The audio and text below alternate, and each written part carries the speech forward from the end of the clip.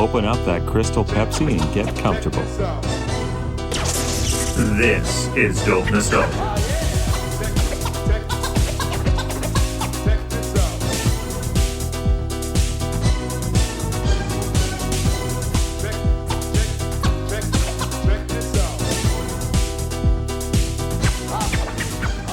Well, welcome to the 5th anniversary of the Dope Nostalgia podcast. 5 whole years. I can't believe it's been 5 years. Damn. Yeah. It's really crazy, isn't it, to think? I wanted to start, first of all, by introducing all of you guys who are joining me today. I'm going to start with our buddy Dan. Daniel Schussel is here. Welcome. I guess not welcome, but thank you for having me. I'm glad to be here, Dan. Thank you. Welcome to your own podcast. You're welcome. I showed up today. Yeah. No shit. Tell everybody a little bit about your history with like media and stuff.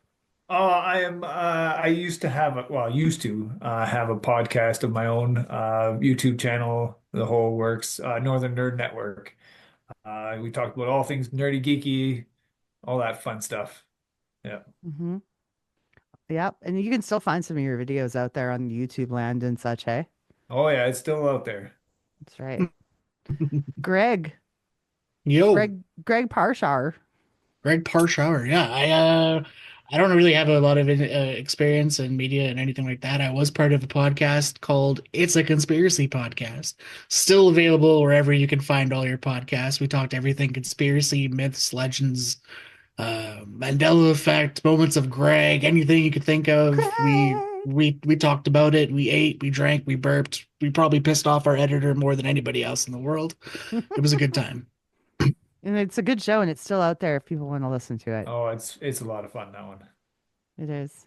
All right. Joe Johnson is here for you've been on the show once before, have you not?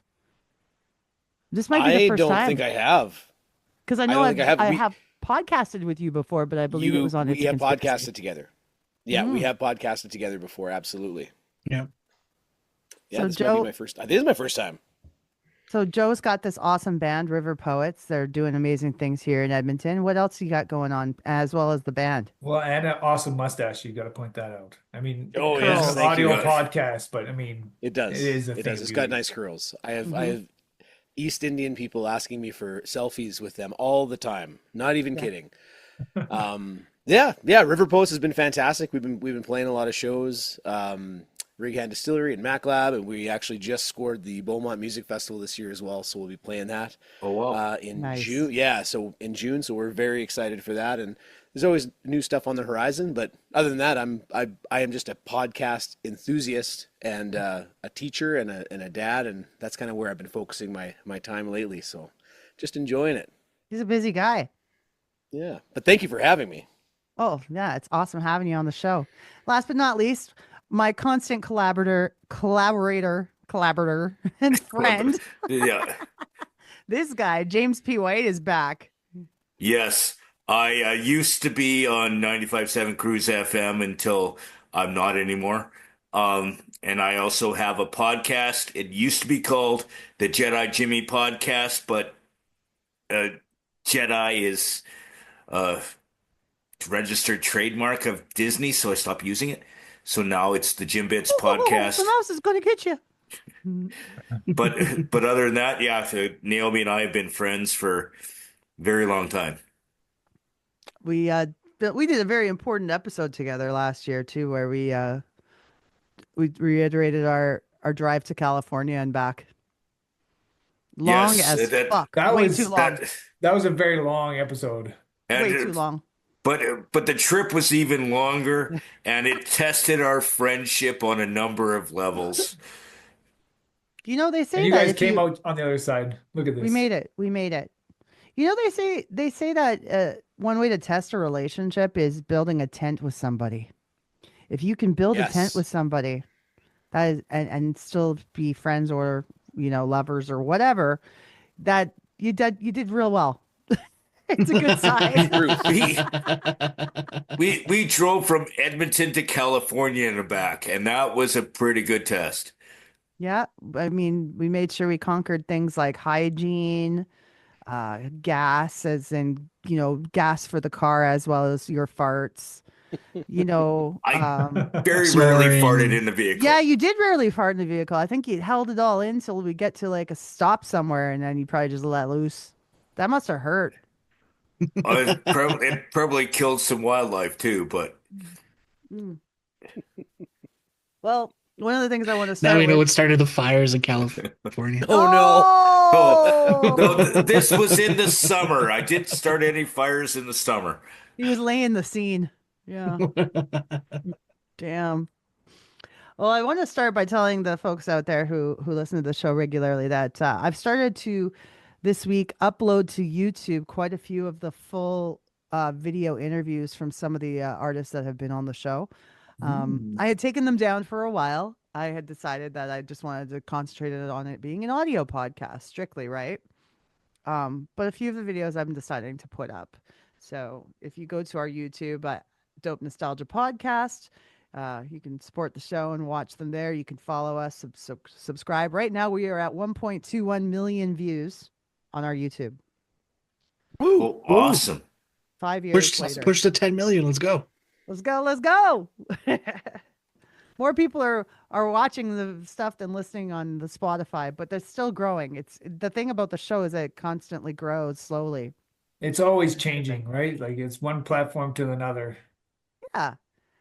Yeah, but the YouTube's going strong, so I want to thank everybody out there who has subscribed and pay attention to us and love the show. So thank you. Now, one thing I want to ask each of you is what were you doing 5 years ago? We're talking late January, early February 2020. We'll start with Dan. What were you doing? What was going on in your life at that time? In January of 2020? Yeah. Oh my God. I think I still had my podcast, so I probably was podcasting. Let's say that. I don't know. And the thing is, this is literally we already know COVID's out there, but we're kind of in that mode. We're just starting to realize it exists and we're not sure how it's really going to develop. Yeah, I know I heard a lot of rumors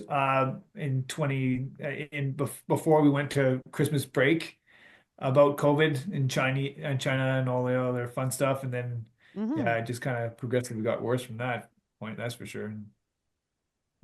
And life sure changed after that. Greg, what were you up to?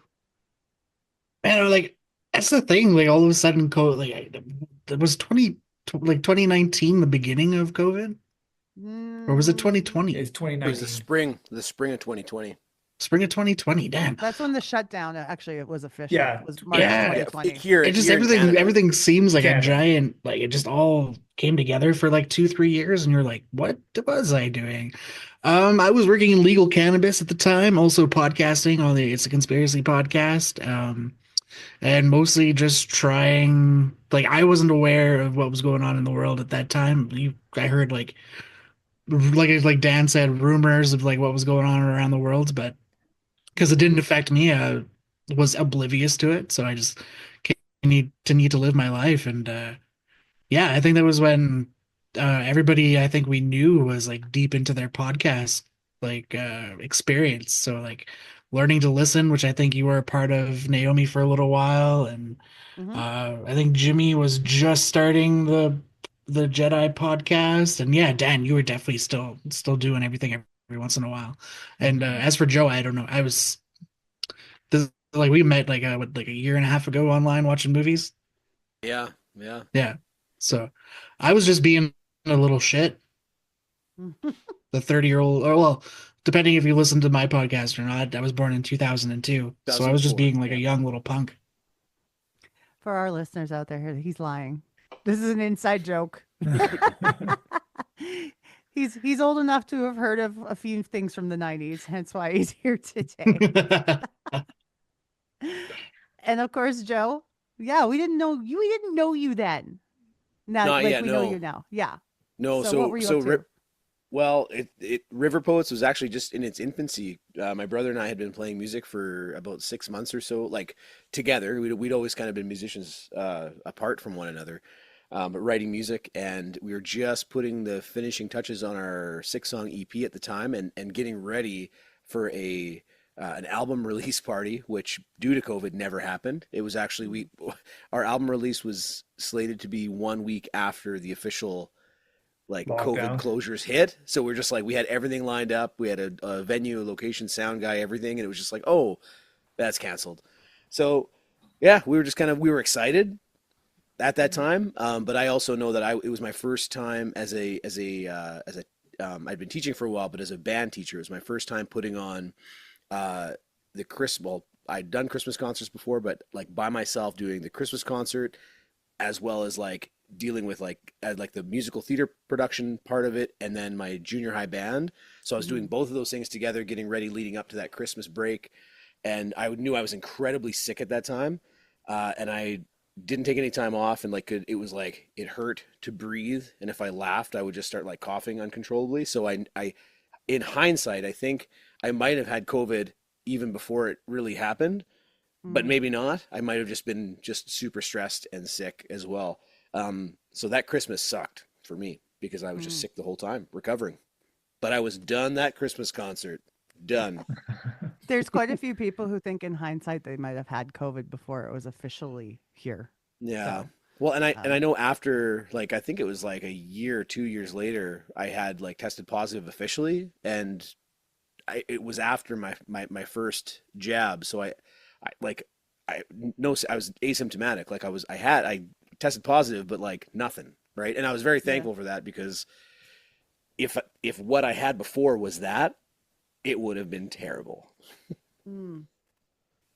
Yeah. Jimmy.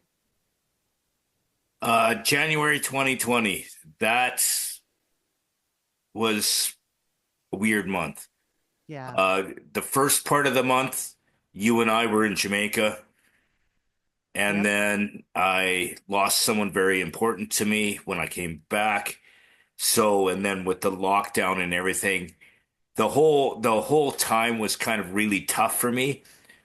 But groups like our movie group, like our other stuff where we were going online and actually being part of your podcast a number of times, talking about stuff, uh, helped me, because like during lockdown, we couldn't go anywhere. I had no social, I was stuck here by myself.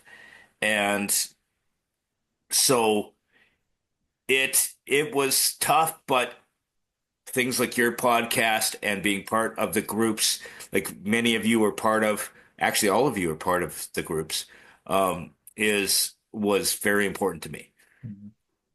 Yeah, I mean, Jimmy and I have known each other for several years, but the majority of people here in this group know each other from over COVID, being online together on Zoom, because we have a mutual friend, Mr. Andrew Scott, who's been on the show several times as well, who kind of brought us all together, and that's how we've all remained friends to this day. So we spent most of our time in the last 5 years talking online, just like this. Even when bars are open, we're like, okay, is everybody home? Let's drink and talk, or like listen to music, watch movies, whatever. Lots of other inappropriateness. Tons. Oh, very Especially much. Jackbox games. Oh man. Oh yeah. And Dirty tease. many people shirtless. I only know of one Mostly person Jimmy. who's- Yeah, I was gonna say the only person I know that was shirtless was you, Jim. Him or It's funny Mikey. because he No, keeps maybe getting more on than the one. screen is what it is. What's that? Mikey Yeah. gets wicked drunk. Yeah, he gets so And- drunk that he Takes his sees shirt so off. many of himself on the screen. But yeah, we made a lot of cool memories during that time, and like there was definitely a silver lining on a bunch of bullshit. And yeah, we were podcasting, we were doing all the Zoom stuff. The podcast, the thing that helped me is this was something that was planned before COVID. Like I was already putting this together in the fall of 2019 as something that would happen. So when it finally did come down, I was all prepared to start doing what I was doing with this show. The only thing that made doing the show easier was because the original concept was just to have conversations like this about artists from the 90s with friends. But when the shutdown happened, it's like, oh, well, maybe I can actually get a hold of these people, right? They're not doing anything. They're not on the road. Let's give it a go. And it worked. So I feel absolutely shocked some days that it's come to as far as it has, and it's been a real blessing. So all that support out there has been incredible, and it's just it. I'm not, some podcasts only last a few episodes because people get bored of it right quick. They think it was a good idea at the time; it would be fun, and then it's like, oh well, this is just too much work. I don't want to do it anymore. I've never felt like this was work. Mhm. Even the editing is fun to me. So, yeah, yeah, we're 5 years strong, 225 episodes in. Yeah, Wow. I feel like Wow. you really found your groove like really quickly too. Yeah. Oh, yeah.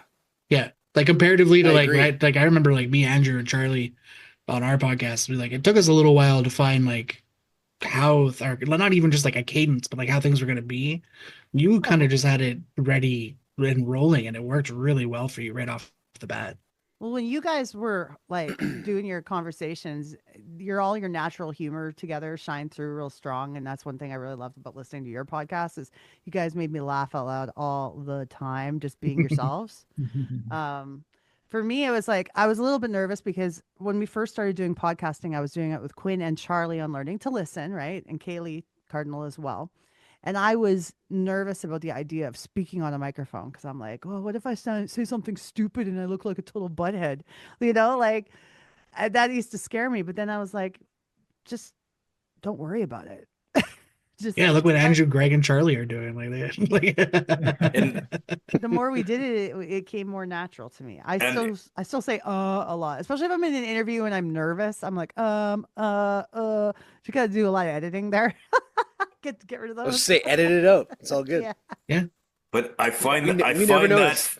I find that funny because when I was in radio, we had you on air talking about the various different bands that or the band that you were part of at the time. We did interviews with you quite regularly, and you were really good on the mic. Oh, I thought I And sound like shit, but thanks, man. Appreciate well, it. no, we've had other people that are worse, like Uh-huh. me, and like I was a rookie in radio when I started, obviously, but yeah, I still have some of your audio and interviews from then. Cool. That's awesome.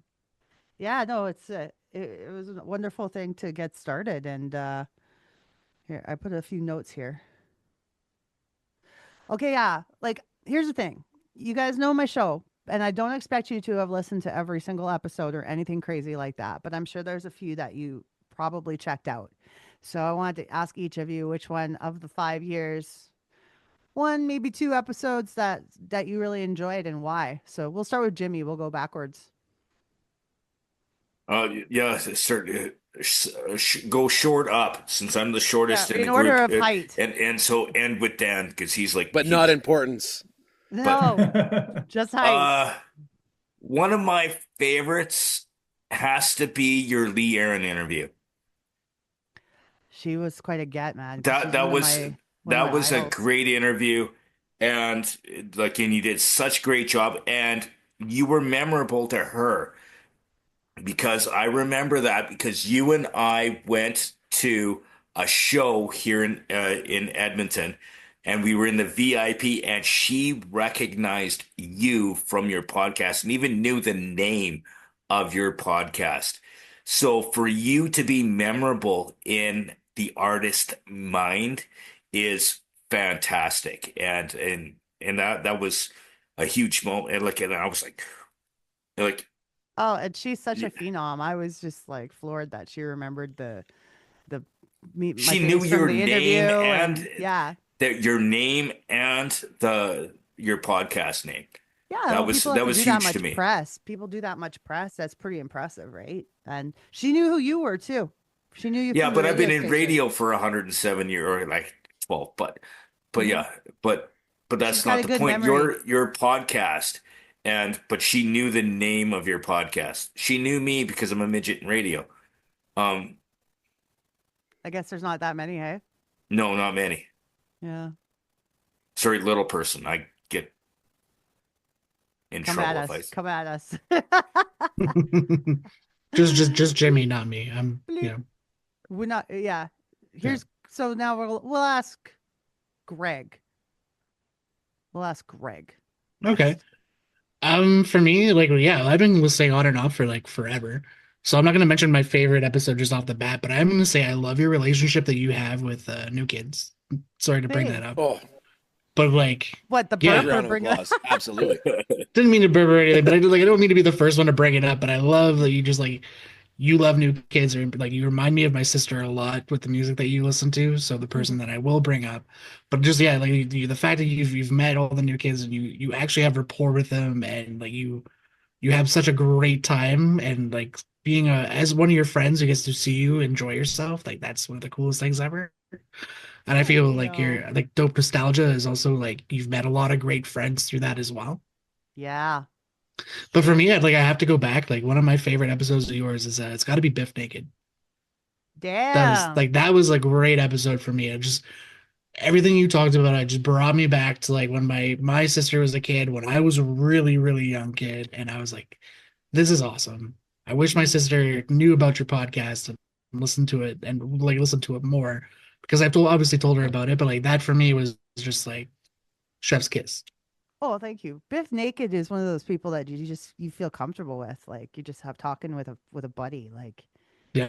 and she had a way of talking about some seriously deep times in her life that, were very challenging, and just being able to do it in such a positive manner that you gave people hope, like dealing with her cancer diagnosis and treatment and stuff. Like she's just incredible, an incredible person. So Yeah, it was a very open dialogue, and I love that. It was one of my that's still like my top one. Yeah.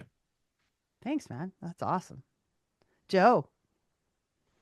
Uh, well, my very first experience with Dope Nostalgia episode was 117 with Sean McCann from Great Big Sea, Yeah. and there were so many cool talking points. And I'm a huge Great Big Sea fan anyway, so when I saw that, like that's what got my eye right away, and just the info that he provided for the music industry and like and his take on it with regarding Spotify and really just like him wanting to cut out the middleman because they're not doing anyone any favors. I won't like go into all the details with it, but like it's a fantastic episode for that.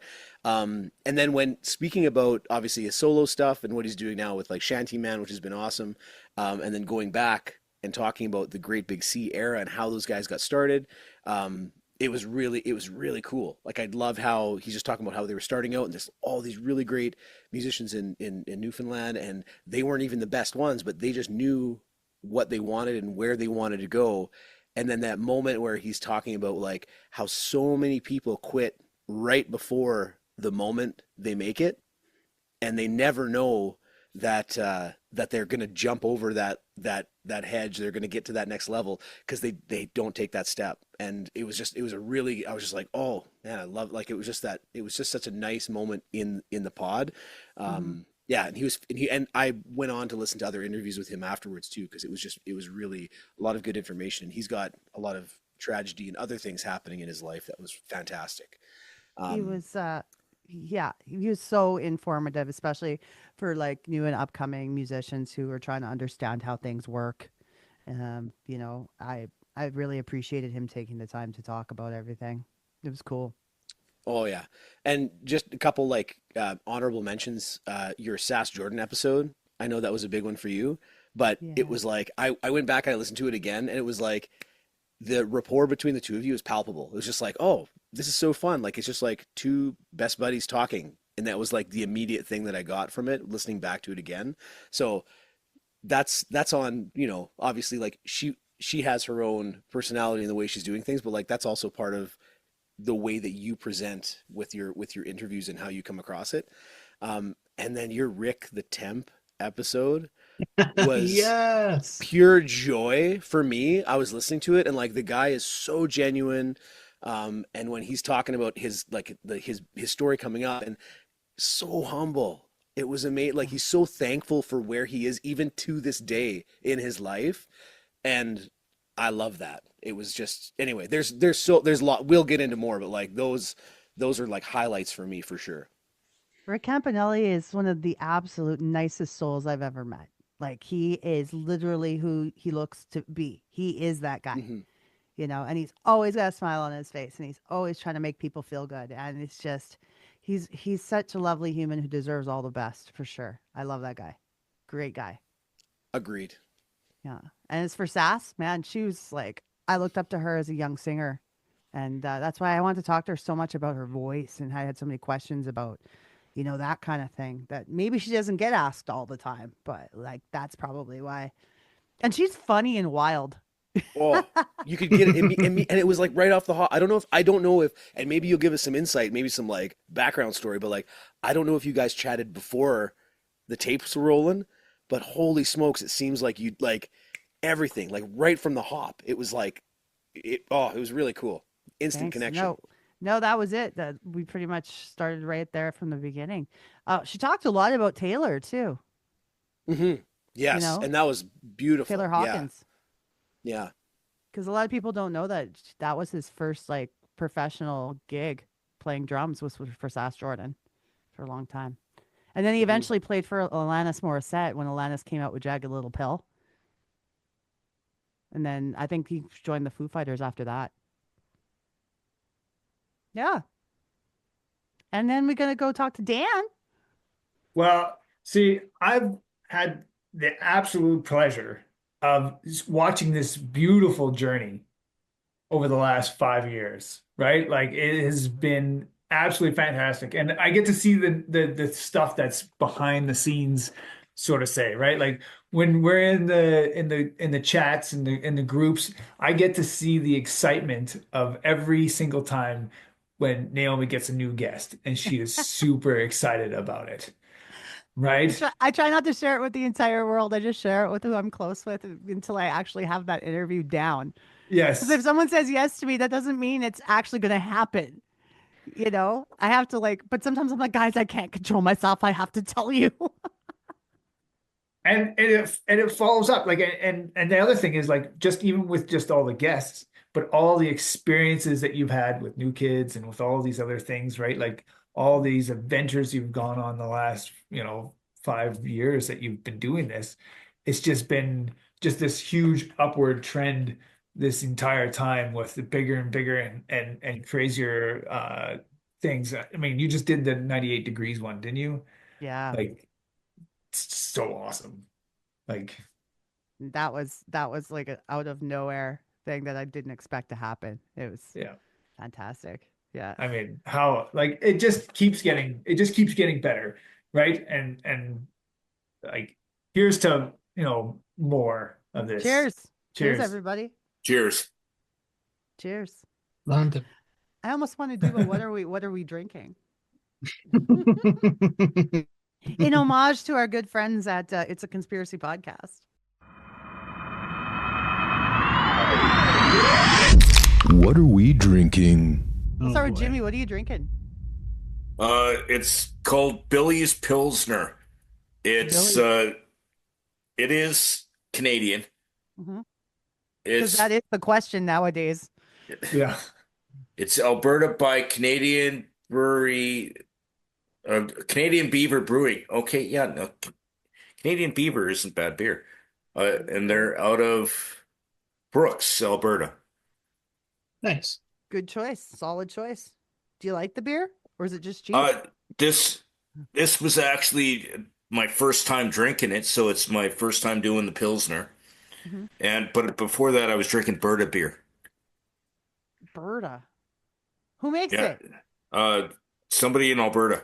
Okay, that's good. Alberta? The Great West Brewing out of Saskatoon, Saskatchewan. Berta? Interesting. That's not Alberta. Yeah, it's called the Burton beer, and it's produced in Saskatoon.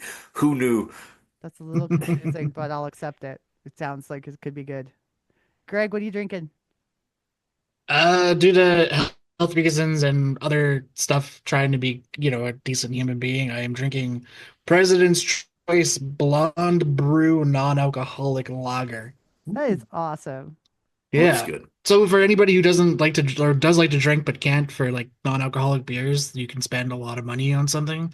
This is like dirt cheap and it's actually really, really good. Like I would say out of all the non-alcoholic beers that I've tried, like Heineken Double Zero, Asahi or anything like that, I would put this up against them anytime. There's so many great non-alcoholic choices now, especially Like, with the craft breweries and everything like that. oh They're yeah, there's starting to some come great out. ones in Edmonton. There's some Yeah. Yeah, really good yeah. ones. Like they're If I had to, pricier. They're pricier, they can but be pricier. Yeah, like I said, this one's dirt cheap. You're going to President's Choice, so like Loblaws or Superstore or something like that. You'll find it in their drink aisle, and like I said, dirt cheap. But if I was to throw like an Albertan, like Canadian Albertan brewery that does an amazing non-alcoholic beer, it's going to be Far, spelled Fahr.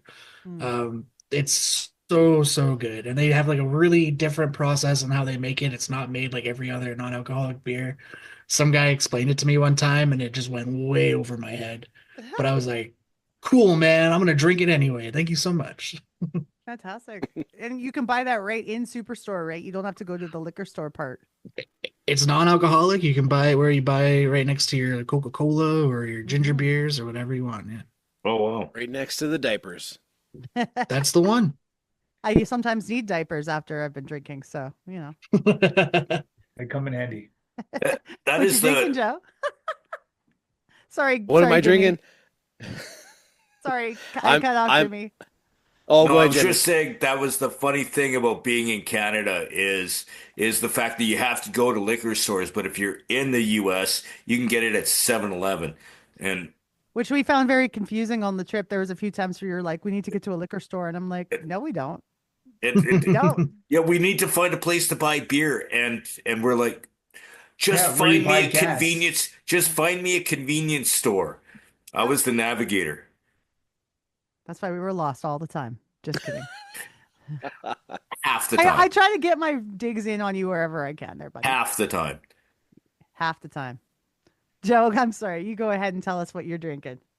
I am having a Rig Hand Red Ale from Leduc County, just up in Nisku, just up the road from me. These guys are fantastic. This is a dark red ale with chocolate malt and vanilla aroma with rustic hops, and they play nicely with a caramel malt flavor and stone fruit finish. And on the plus side, a portion of each of these beers goes to the Edmonton Valley Zoo Red Panda Conservation Initiative, which, why not, right? Aw. I love those the red pandas over there. Oh. They're the Yeah, best. they're cute. And I will vouch for the people at Rig Hand. They are good people over there. They I treat you like did family. not know they did beer because back when I worked at the Bear, they were just strictly liquor. Weren't they a distillery? Yeah. Yeah, they They were do, just and a they distillery. do that. They do that great too. But their beer is actually, it's quite nice. They've got some good stuff over there. Putting that in my back pocket. Yeah, and their brunch is fantastic. If you go there on a Sunday, it's wonderful. Beaumont has all this cool shit, man, that we should just go to see it. Like they got Sea Change, they got Rig Can, they got all these things going on around there. Mm-hmm. It's always a good time. Yeah. We. And there's an airport too if you want to get the fuck out of here. It's right down the road. Dan, what are you drinking? I've got this brewed in Canada, Budweiser. Yeah. Hey, times the are king tough, of beers, man. Well done. Well done. Times are tough. I do love craft beer. Like that is kind of my thing.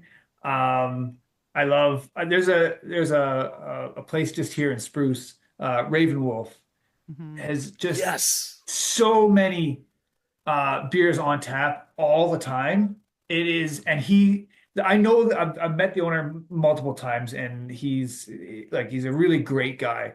Mhm. He loves beer, and he is one of those guys that before he even started his brewery there, he was always home brewing, right? Like he just has been doing it for so long, and he is just so into what he does, and it shines through the brews that he has there. It's just fantastic. So if I'm gonna rep anything, I would say go check out Raven Wolf.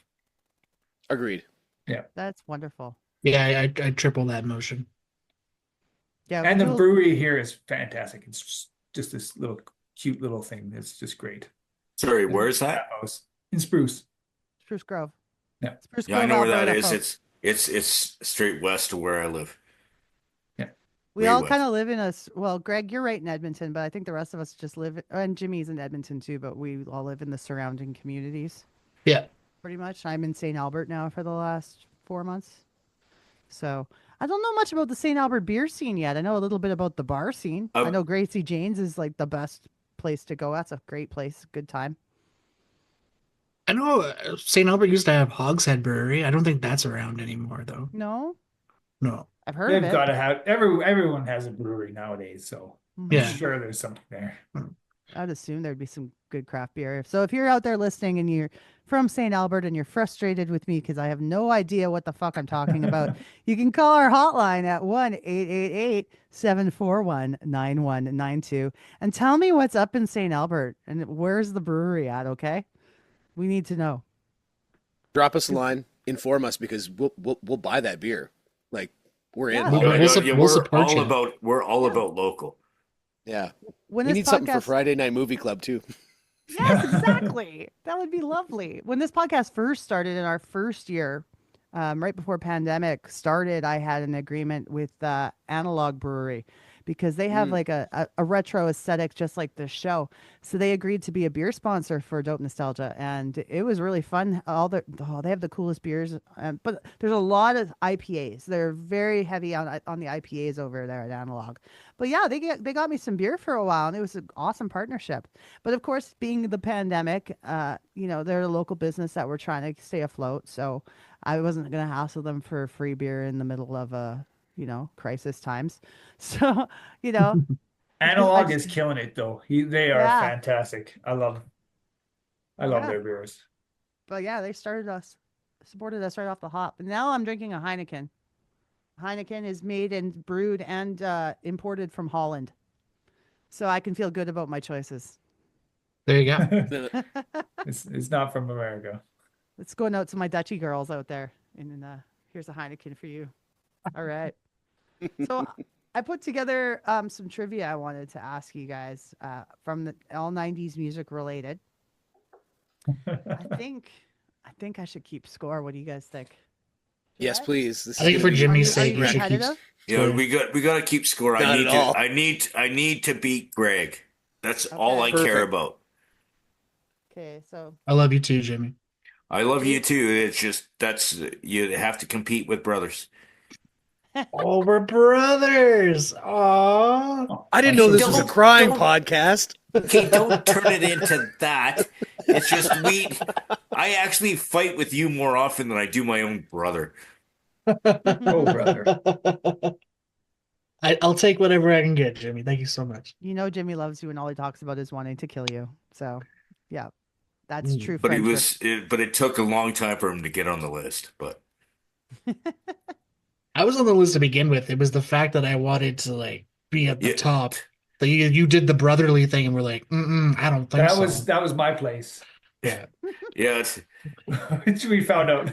F you, Dan. No, just kidding. So, for those who don't know what we're talking about, Jimmy spent most of the pandemic threatening to kill all the men in the group or putting them on his list of people he wanted to fight. And so it wasn't kill, it was fight. Okay, fight, whatever. Every day the list, people would be changing positions. Greg says something fucking pisses Jimmy off. All of a sudden he's at the top of the list. It was pandemonium. It was crazy. madness. But then after the much pandemic, madness. I met Dan and realized he could step on me without actually lifting his foot very high, because he's like 6'8" and I'm like 4 foot. And That was one of the funniest things about when we all finally met in person. And it was like, I'm like, so that's how tall you are. All right. We're also used to having everyone at the same level. Yeah. yeah, and then you meet each other and go, oh wow, yeah, look, you have a lot of legs. We all knew Jimmy was short. Everyone knew it, but not how short. He says he's 4 feet tall. I am 4 feet tall. I don't say I'm 4. I've heard you're 3'11". I've heard that you might be 3'11". From Grant. Oh no. When was you do shrink a little bit when you get older. That's true. And you're over 50 now, bud. You just hit 50 like Okay, November. He's a solid 29. Next time we meet, bring a tape measure. Okay. We're going to measure you. We'll measure you against the wall, and then we'll measure the line. Okay? I think this is going to end with That's a how lot you're of people supposed being. to do it. I think this is going to end with a man. lot of people being uninvited from other people's birthday parties. Fuck you! You can't come to my birthday party. After these messages, we'll be right back. Hey, friends. I kind of miss getting those messages on my answering machine like we used to back in the day. What I'd really love is to hear from you, the listeners of Dope Nostalgia. This is your chance to be on the show, giving feedback, telling us what you love, what you hate, and who you'd like to see more of.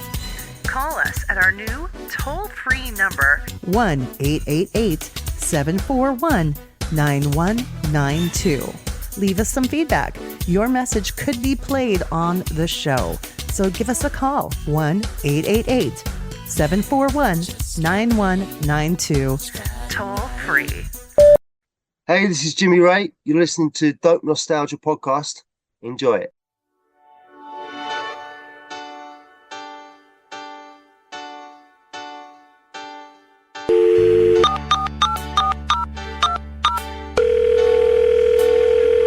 Hey, Woodshed, it's AK. Hey, what's up? Nothing. What are you doing? I was just sitting here listening to the Dope Nostalgia Podcast. What are you doing? Oh my goodness, I am also listening to the Dope Nostalgia Podcast. Did we just become best friends? Hey everybody, what's up? It's DJ Woodshed and DJ AK from No More Games Radio. Keep listening to our friend Naomi on Dope Nostalgia Podcast and check us out at nomoregamesradio.com.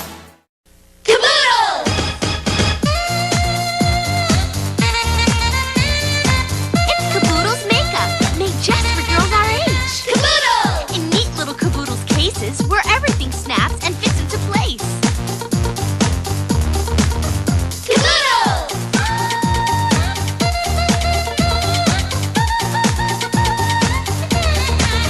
Caboodle's makeup made just for girls our age. Caboodle! 90s music trivia. Fairly mainstream questions, nothing too crazy. I'm going to call on your name. I have an order here. And then I'm going to give you a few seconds to figure it out before I beep you out of here and someone can steal. Okay?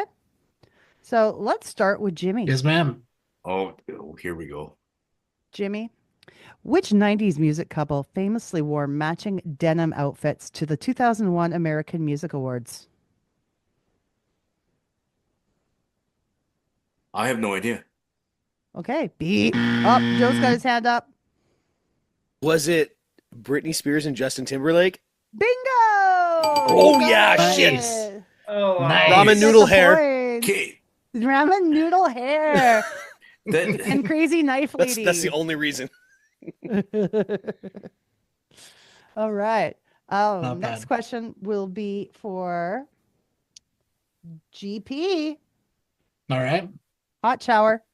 What Swedish band recorded the hits The Sign and All That She Wants? Oh, TLC. Wrong. Steal? Anyone to steal? The S Club? Nope. Joe. Got his hand up. Oh shit, I can't remember the name of the songs. It was Ace of Base. Bing, bing, bing, bing. Oh, bing. yeah. Get it okay. Was that Ace of Base, Oh, I swear to God. 1994. All from I like- Sweden. I put my hand up and then immediately forgot what you said. and a still good- comes out with the win. Thanks, I was Regan. like, I panicked. He panicked. Well, now it is Joe's turn. So the next question for him. Uh-oh. Okay.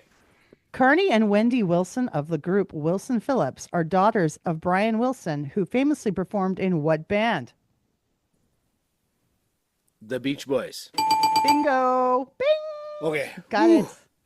I could have Okay. made that much harder. I should have You been like, should have made it harder. That was I the just copy easiest. pasted- That was I the just copy pasted easiest these. question so far tonight. and I He's just the one handed that it to him. You just handed him one that, he's the one answering all the other questions. Do you want to freak gave out? him the Stop. easiest question. All right, Shessel. Yeah, I'm This not gonna one's get you. it. Shuffle. Wait for a second. You don't know that yet. In the girl group TLC, what do the letters TLC stand for? Give me one of them and I'll give you the point. Duh. No. Yes, I love that guess. But if any of you steal this, you have to know all three. Oh, Christ, my I sister have is no here. idea. Can I is it like the usual TLC or is it something different? Tender love and care. No. Yeah, like it's something not. Yeah, Okay, that's okay, not it. I'm out. It's their I have nicknames. zero idea. It's their nicknames or real names. So T is Oh, T-Boz. I think. Oh, I was gonna say I know T-Boz. Yeah, that's it. L is left eye. And Chili. T-Boz, left eye, and Chili. That's TLC. Damn. None of you go ahead on that one. That's okay. Yeah. So Darn it, to no. update you on the score. No. Joe's winning. Let's just leave it at Jimmy, Can I be zero. negative? 0. Jen, 0. Joe's got 3 points. All right. So we'll go Joe's back to gonna Jimmy. sweep it. We're going to go back to Jimmy with this next one. Ready? I'm J- ready. JC Chazé was a member of which boy band?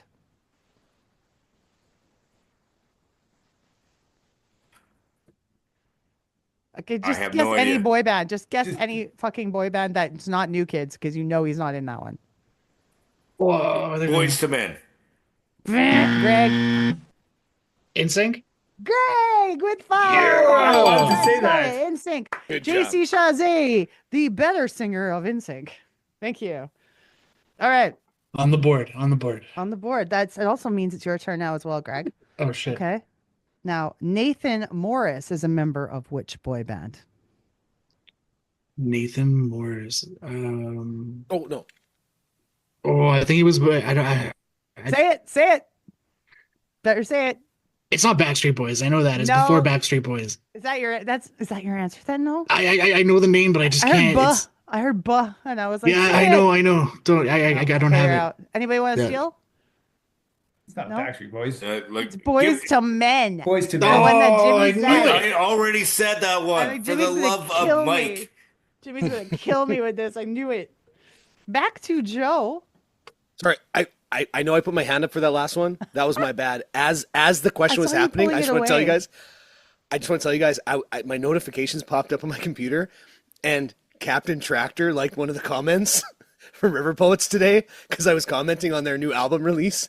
Oh my goodness. Captain Tractor, you guys, they're fucking awesome. My goodness. See, that is Oh, so that's fucking awesome. exciting. I love that shit. I'm surprised you didn't That's go, awesome. ah! You know, like They're on my bucket list. Yeah, they're on my bucket list. I hope to open for them someday soon. So. Oh, that kind of bucket list. Okay, yeah. Oh yeah. No, I have like my, Yeah, like, not my, your like, bucket checklist. list. Of, no, not things to do before I die. Well, I mean, I guess things to do before I die. Sure, Are they actively performing? they are. Yes, they in the last like 2 years or so, 3 years or so, they've started it again, and they've just released another album. So Nice. Oh, that's excited. good. yeah. Well, Joe, I've got more of a difficult question for you. Because, Perfect. Okay. Okay. Who was the fearless diva coming out of the dark, in quotes, coming out of the dark in 1991, lighting up the stage with her star power after a horrendous bus accident? Oh, Diva bus accident 91. Mm-hmm. Goodness. No. No steals? As I like- No steals? I'm gonna just throw something out there. Beyonce. Yeah, She there's wasn't even another- born yet. No, just kidding. She Actually, she wasn't might even not have born. been. She might not have been. Look that up. That was 91. She would have been like an infant or something. The answer is Gloria Estefan. Oh, Oh, Might- I would that was never the guess. I would close. have never guessed that. Miami Sound Machine. That's right. That's right. The Miami Sound Machine. All right. Good let's question. go on. Dan. All right. Yeah, there's actually some tough ones in here. What song made Semisonic the ultimate after party anthem, becoming the lone #1 on Billboard's alternative chart in the 1990s? The ultimate after party anthem. The band Semisonic. What song was it? After party. Well, hands in the air first. Yeah, like I was like, I was hesitating. Get your hands in the air. Get your hands up. Say in power the shower or air. hot shower? I think meh. Hot No, Chat I is don't. going for I the can't steal. say it. I Sorry, was we're being say too distracting. closing time. It's closing time. Oh, I had no idea they did that song. yeah, I'm just terrible Yes. with trivia. Period. Big So shiny having worked in bars and hospitality my entire life, like you hear that song, it's like it's get the fuck out. Yeah. Yeah, Like, time to go. I don't care about your shit. Get out of here. 90s music, I know New Kids because of a mutual friend, and I know rock and Christian music. But other than that, like the pop stuff, I'm not big Well, on. Jimmy, this next question, I would hope you know after the summer you had. What was Paula Abdul's first top 40 hit?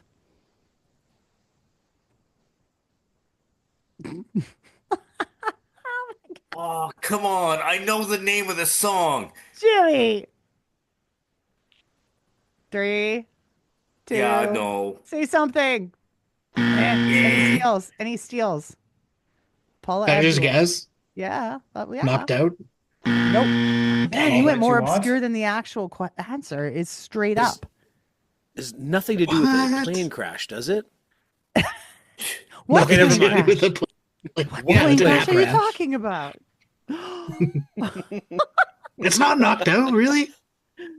It's knocked out is way more obscure than I'm impressed that you came up with knocked I out. was thinking I was trying to think of the name of the song that has the cat. Oh, it would have been a good Two guess, Steps but Forward. also wrong. Wait, what's that song called? Two Steps Forward. Opposites One- attract. Yes. Didn't you go? Yeah, didn't you go to her concert? Yes, I was She there, but opened it's for just, you, Jimmy. But I was there, but You were there watching her perform live. I thought you might know that answer. yeah, I'm not that good. Dang. Okay, that's okay. We'll have to give him a Star Wars trivia, but we won't. All right, it's Greg's turn. Uh-oh. Okay. Which one-hit wonder rocked our playlist with the rebellious track "Bitch," proving sometimes one hit is all you need to make a splash? The song. Oh, damn. This is You know the song, right? You know it. I do. I get listening to it in my head. She's got brown hair. Oh, something Brooks. That's all. I can't remember the name. I can't. Okay, on Jeopardy, I would give that to you. Yeah. Something Brooks. What That's is all. Brooks? I don't know. What is I'll it? give it to you. It's Meredith Brooks. Oh, I should know that. My partner's name is Meredith. Oh, no. Oh my goodness, that's true. Hi, Meredith. I hope she's not listening right now. We're back to Joe. Okay. Okay. Just give him an easy one, like you have been all night. Oh, here's one. Usher Gloria smooth talk. Estefan. No. Usher smooth talked his way to the top in 1998 with a sultry tune that's perfect for slow dancing under the moonlight. What's the name of this chart topper? Moist. Hey, it's a guess. I'm Not a really bad bad guess. at I'm so sorry. Any steals? Big Usher No. song right at the beginning. The answer is Nice and Slow.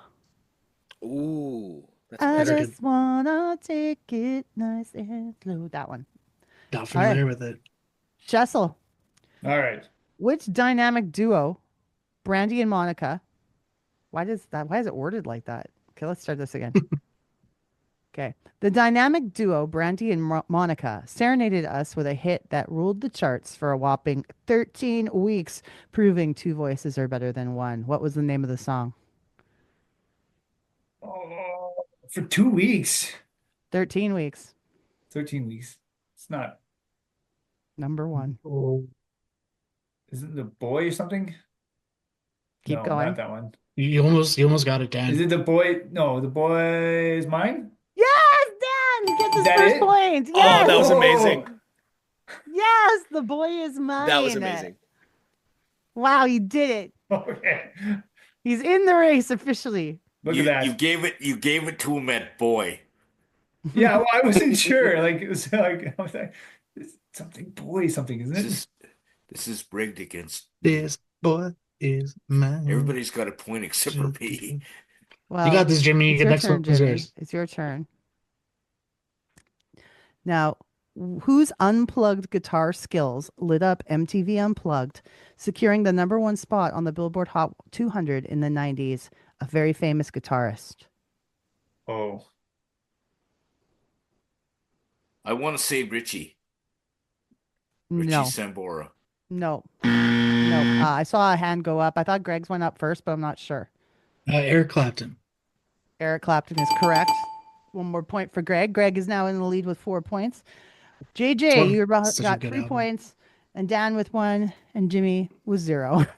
I'm sorry, Jimmy.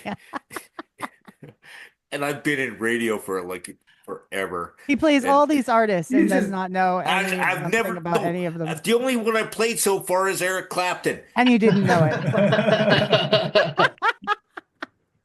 The only one I've ever brought played to you is by- Eric Clapton. This is brought to you by that beer to beer. Really kills the brain cells. All right. It is Greg's turn Yeah. for this next one. Ooh, this one might be a little tough. Maybe. Give it to him.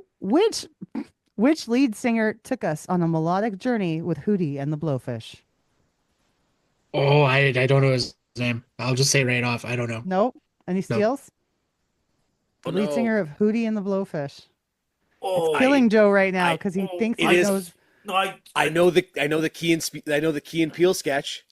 I I do, my and God. it's in there. He was- It's right here. He was right? in Oh. Edmonton. He was in Edmonton like last year. Is it Okay, Joe? Jimmy? Do you want to try? No. Is it? I might. Oh, I don't. I might get. Is it Darius Rucker? It's Darius Rucker. There you go. Nice. Oh, Fuck me, baby, Nice like a wagon pull. wheel. Darius Rucker is the lead singer of Hootie and the Blowfish, and now he's a Nice successful pull. country artist. I had actually kind of gave that to Joe when I said he was in Edmonton. I gave it to you, Joe. Do you think that would have been what did it, Jimmy? Yes. I'm gonna give it. I will say, sure. Sure. Now Joe just stole from Greg, so it's Joe's turn. Which band wrapped us all in love with their 1992 hit "All for Love"?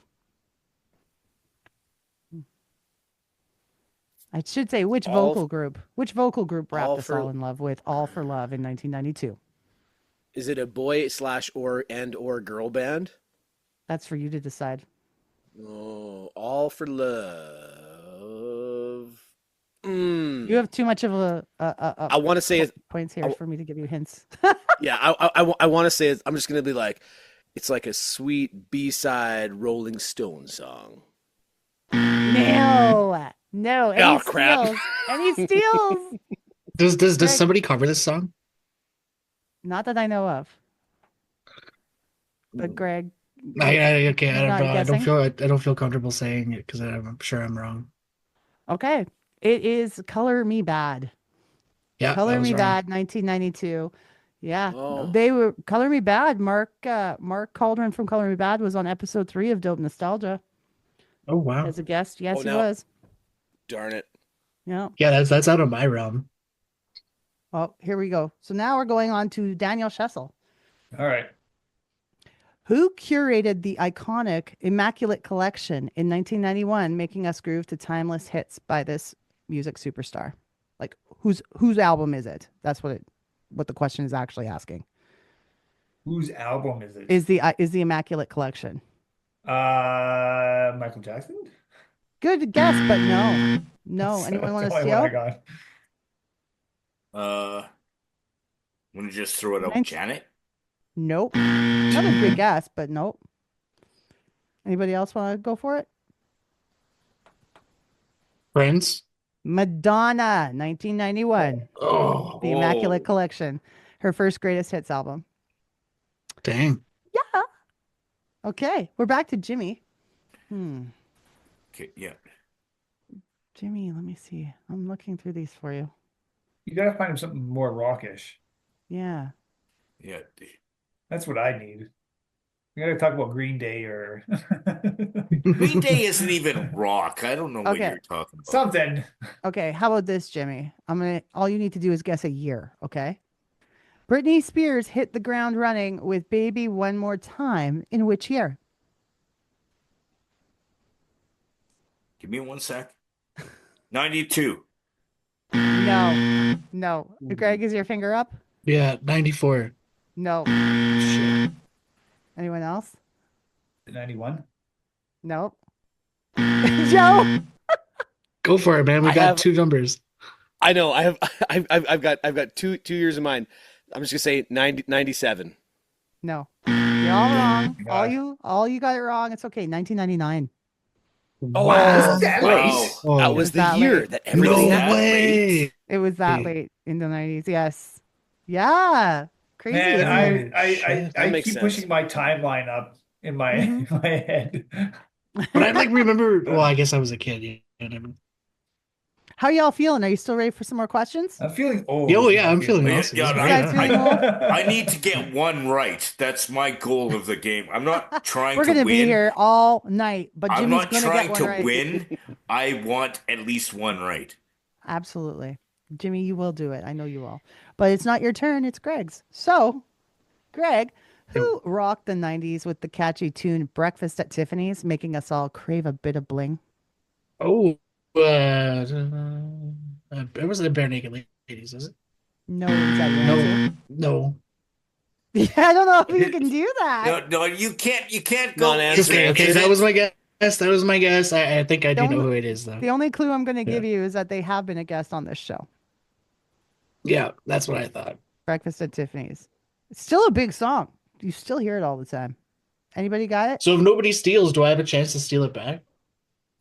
No. No. Okay. Okay. The answer is deep blue something. Yeah. Oh yeah. Oh, hello. Hello. There's a visitor here. What's up, dude? Yeah, visitor. You've arrived just in time for trivia. Yes, we're recording trivia. And let's recap. Kendra's here, by the way, for all of our listeners. Kendra has arrived. That won't be working. No, okay. No, because I can't record on Zoom on that. Well, since Kendra's here, she just walked in with a beer. I'm gonna go grab a beer. Be right back. Go grab a beer. Grab a beer. While he's grabbing a beer, we'll recap the scores. James with nothing. Can I, You start off with James. can I bring Kendra on my team? No, she can be her own team. She can come from behind. And kill you. I think she. Hey, Kendra. Oh, but she also can see the answers, so that's not really fair. That's why that's I want perfect. her on my team. Make us look smarter. Yeah. Okay. Everyone's got a drink in their hand. Yeah. I've got 2. Whose turn was it next?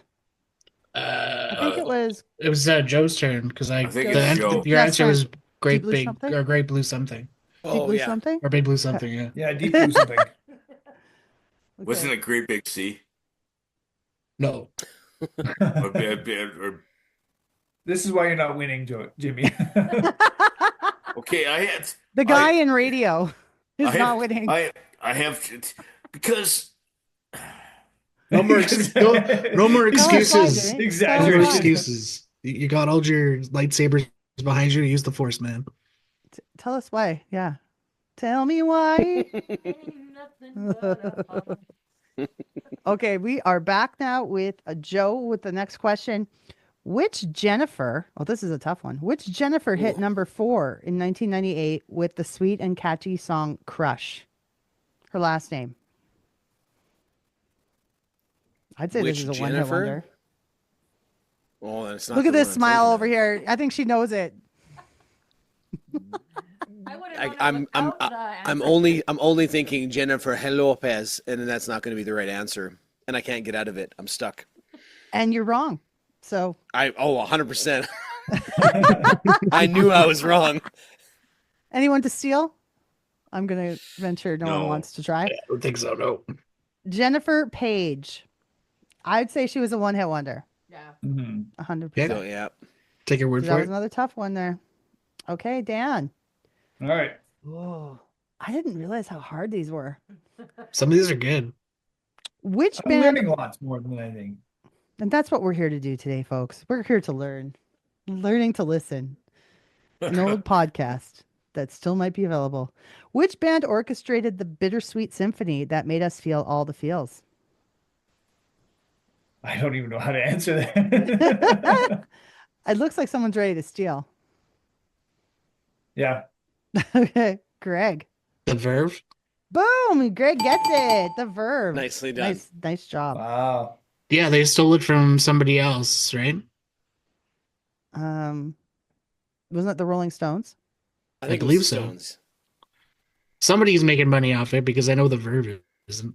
What the hell are we gonna ask Jimmy? Jimmy, do you want to do another one by year? Oh no, here's a good one for Jimmy.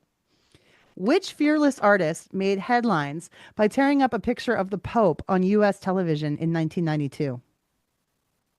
If he doesn't get this, I'm gonna hurt you, Jimmy. If I don't get it, Yeah, you're gonna get an injury, so you better get it. no, he's gonna injure me if I get it. No, if he wants if it. you don't get it. No, if you don't get it. He's winning. If you don't He get it, doesn't I'm care. gonna hurt you, but I know who it is. Madonna. No. It's either her or the Dixie Chicks. No.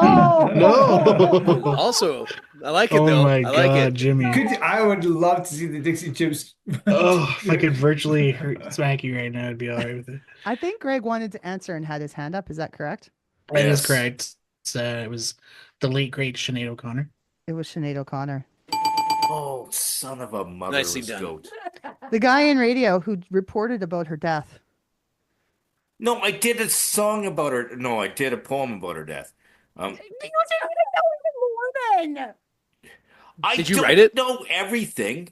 What's Well, that? you should. Did tell you us write the it? poem. I wrote the poem. Well, you'll Beautiful. have to tell us I this love that. poem before we're done today. Yeah. I think it was her. I can't remember. It was I a gotta long stop time answering ago. questions. That's not better. Y'all gonna think I'm cheating. Okay, it's Greg's turn. Hands up. Yo. Which 90s musical project, in quotations, had us all singing Nobody Knows back in 1996? Nobody knows.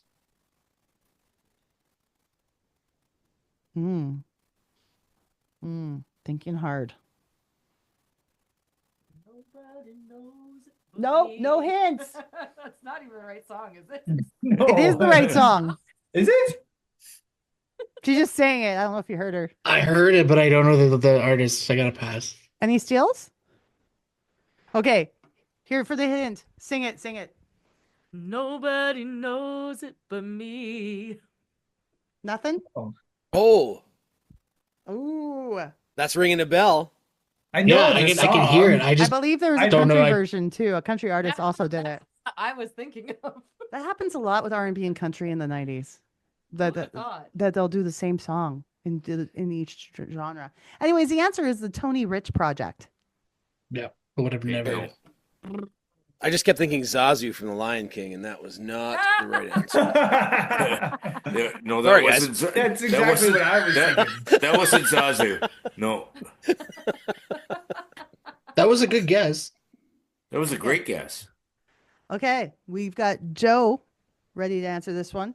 Which alternative group layered up the beats with hits like Never There and The Distance? Oh, Cake. Boom! He gets Nice, it. It's nice. Kate. Oh my God. Don't they do Absolutely. short sleeve long jacket too? Yeah. Yeah. Yeah. If Frank Sinatra sang stormy weather, the flies and spiders get long together. Love it. Let's do All more. right. Let's do more. I want more cake, actually. More Time cake. for some less cake and more Dan. Dan. Oh, if Charlie Scream was here, we'd be talking about cake too. He loves him some cake. No, he was where is he? It's too bad he's not here today. I know. I'm gonna see him. I'm gonna see him tomorrow. He's gonna finish this off. Very Oh, I talented. can find out Talented too. tattoo He's a talented that artist. Charlie Absolutely, Scream. yeah. You'll know him from Good such guy. episodes as The Simpsons Sing the Blues and the Kid Rock episode where we totally He was trashed on- on the dumpster fire that's Kid Rock. Hey, He was on the don't do South that. Park episode. Yes, and he did the South Park episode as So well. good. Charlie's doing them all. Oh, and we did a Sugar Ray one. I don't think we've put out yet. But we've recorded one about Sugar Ray in the first album, first couple albums. Okay. Yes, I'm excited for that. for the corporate sellout stuff. Yes. Anyways, now back to Dan. Ready? All right, I'm ready. Which band skyrocketed to one-hit wonder fame in 1998 with the catchy song "You Get What You Give"? You get what you. Oh my God. You might have to sing this for him. It's for okay. This is the song I hate the most out of the entire decade of the 90s. I hate this song. Yeah, I hate it too. I hate it. I'll sing it for you. Do do do do do do do do do do do do Oh, do do do do. Oh, yeah. The name of the band. It's New Radicals. Yes, sir. Yeah. Oh, As soon as you started Well singing done. it, I knew who that was. Yeah. I'm so torn because I- I know I should interview them one day, but I hate that song. You gotta edit this out of the Okay, podcast. you might want to edit that part out of the podcast if you ever want to get him on. No, it's fine. She was torn for like 10 seconds. Now it's over. Yeah. Okay, what do we got for Jimmy here? Jimmy's still with 0 points. Greg is at 6 points. Joe is at 5 points, and Dan is at 2. Hey, I got a couple at least. We're respectable. Okay, here's one for Jimmy. Here's one for Jimmy. Should I do this one? Yeah. Okay, Jimmy. Which fiery spice was Mel B known as in the iconic girl group Spice Girls? And you can't go guessing all 5 of them. You have to pick the right one the first time. Mel B. Mel B. She was Angry Spice. There was no angry spice. no, that's right. Kind of. It's kind of correct. Yeah. No. Oh, We will not accept angry spice. But anybody have a finger up or a hand? Oh no, sorry. Joe sorry. did. I was distracted.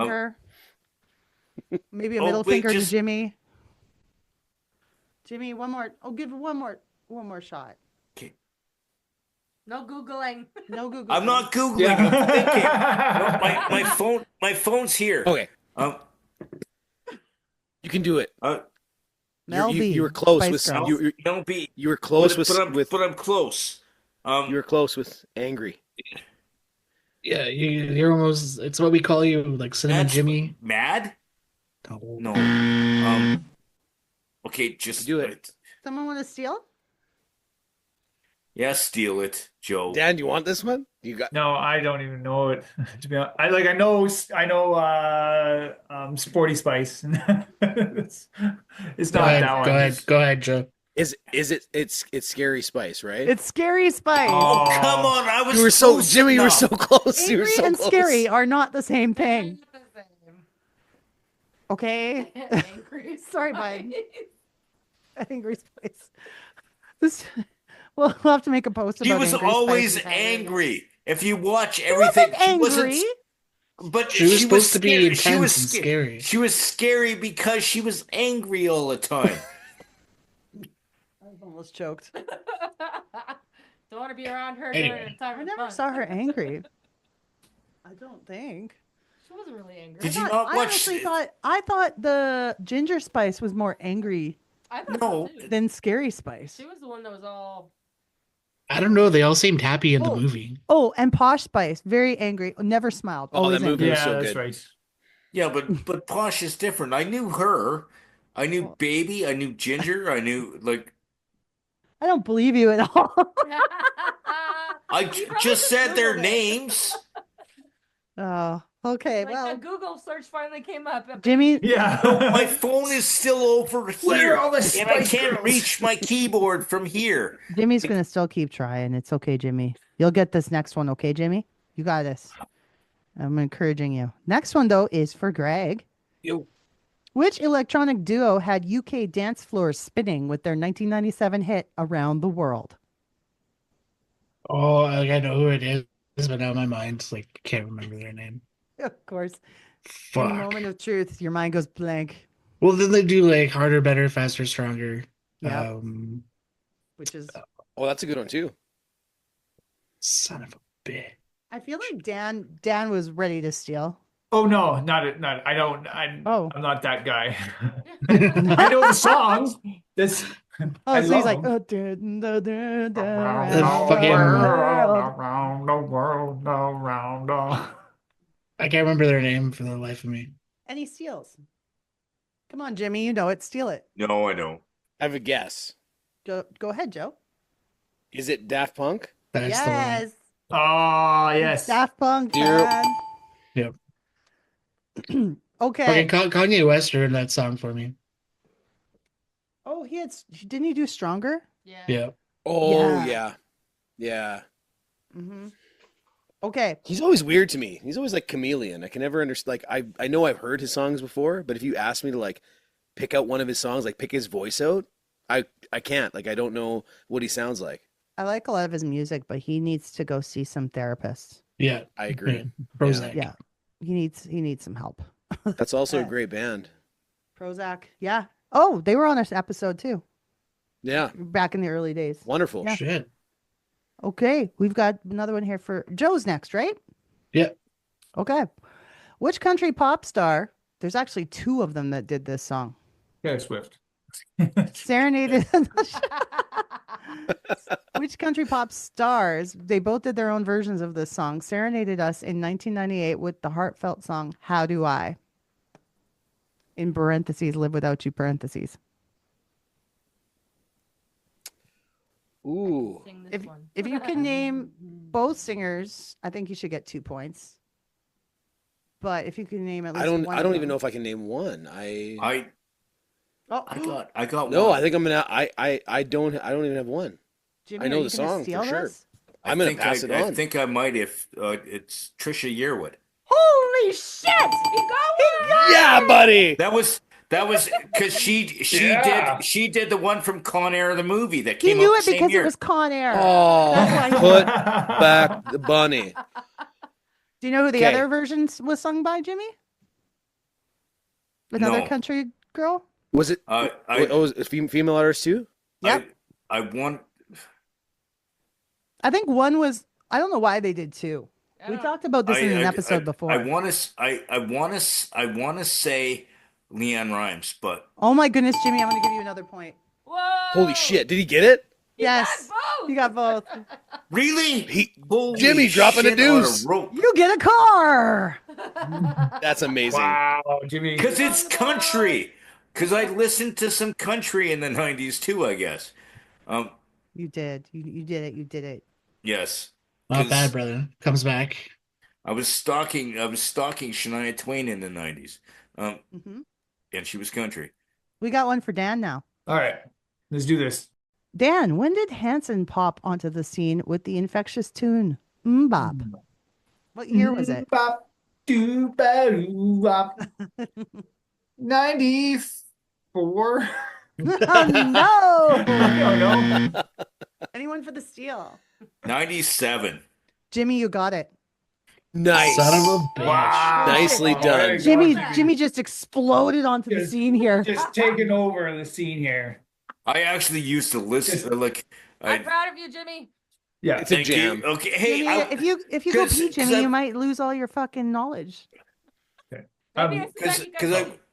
Because I went to the concert with you guys at Commonwealth.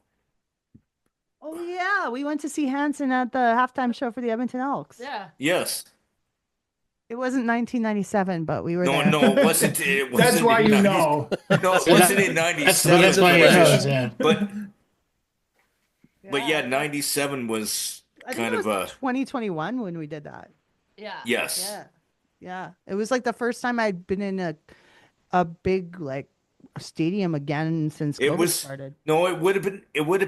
Wouldn't it have been end of 2021? What Would have else been did towards Hanson the do end. though? What's that? This is the Hanson expert. The Masked They Singer. had- They had 3 songs off the first album and 2 songs off their second album. Okay. And I tell remember them. Umbop and No. And then there was Where's the Love? There was Weird. And then there was If Only. And then there was This Time Around. Yeah. That's, Okay. I like that. Those are all the big. They're actually very talented and they write really good music. They're not just like a kiddie pop band. They're a really solid band. Young musicians. So good on you, Hanson. Good on you, Jimmy, for getting the year right. yeah, that was good. I'm impressed. Yeah. Now while he pisses out all his beer and Well, maybe he'll be even smarter when he comes back. We never know. I've got to go. Dan, thanks for being on All the right, show Dan, thanks for today. being here. I appreciate you guys having me. See you, Dan. Thank you, Dan. Have a good night, brother. Ooh, how about after these music questions, I have some non-music questions or just about things that happened in the 90s as well. I'm down. Yeah. Okay. Sounds good. Should we jump to those now? Yeah. Sure, yeah. Okay. Here's a good one for you, Jimmy. In the 1990s, what illness previously thought to be confined to cattle was found to have been expanded to impact livestock, other animals, and even humans? It was mad cow disease, but what? Yep. That's the answer. That's the answer? Okay. Mad cow disease. Congratulations. There was Yeah. another name for it, though. Was there another name for mad? Hoof and mouth disease. Hoof and mouth disease? For real? No, I don't think it was. No, that's different. It is different. No, but everybody thought it was the same thing. I Oh, wanted okay. to make a Halloween costume about it, wear like a cow outfit, and then put Hannibal Lecter's like face shield and call myself Mad Cow Disease.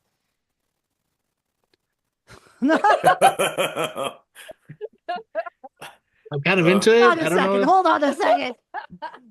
Okay. I was working at. It was clever. Remember when the outbreak happened? I was working at Pizza Hut at the time, and they made us wear this T-shirt that said something about "Put your money where your meat is," or "Put your meat where your mouth is," or something on the shirt. And we're like, I can't fucking wear this. You know how many fucking Is this dudes are during gonna Mad make Cow? comments about this shit? Yeah, you got this fucking slogan straight across my tits. I'm not fucking wearing this shit to work. You kidding me? Oh God. That was a different time. And also, that does not excuse it at all. It was a different time, which means that some people felt more freely to make comments about it. Oh my God. About the all meat pizza. The all meat in my mouth T-shirt. Yes. Okay, so yes, Jimmy, good job on that one. Greg's going to answer our next one. All right.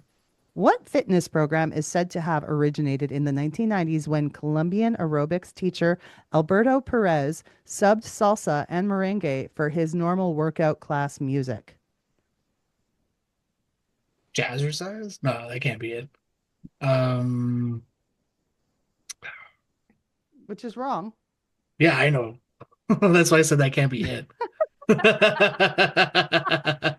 You're so wrong, man. What was the guy's name again? Alberto Perez. Alberto He Perez. created this fitness program with salsa and merengue music. Nope. Nope, I got nothing. And he steals. No. There's something there, but I don't think I'm on the right track either way. It's on the tip of your tongue. It's Zumba. Oh, crap. Yep. It's close to jazzercise, except not even close.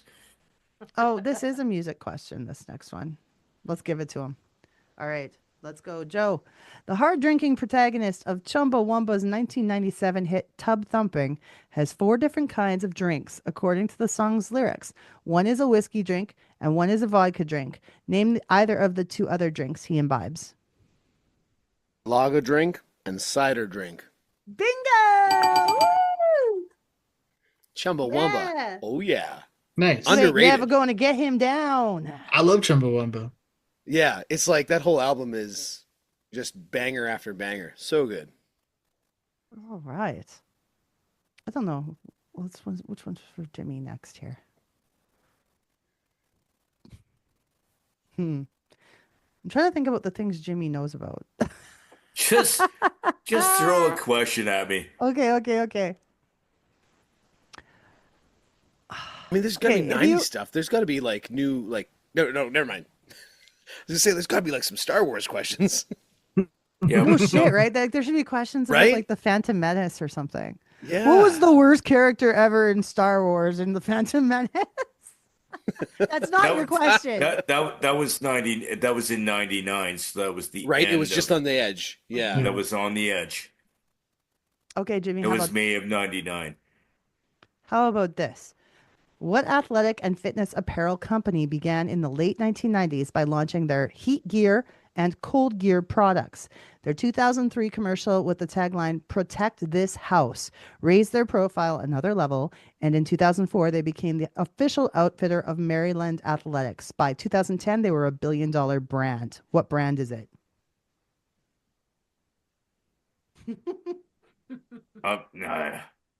Yeah, no. That means no. Joe, are you stealing? I'm going to guess Under Armour. Correct. I knew it. Under Armour. I knew so it by sorry. Protect This House. No, that's Protect okay. This House. That was I was like, I The wanted hot to and cold say thing them. threw me off. I wanted to say them, but it didn't feel right. Yeah. But it's better than saying I don't know.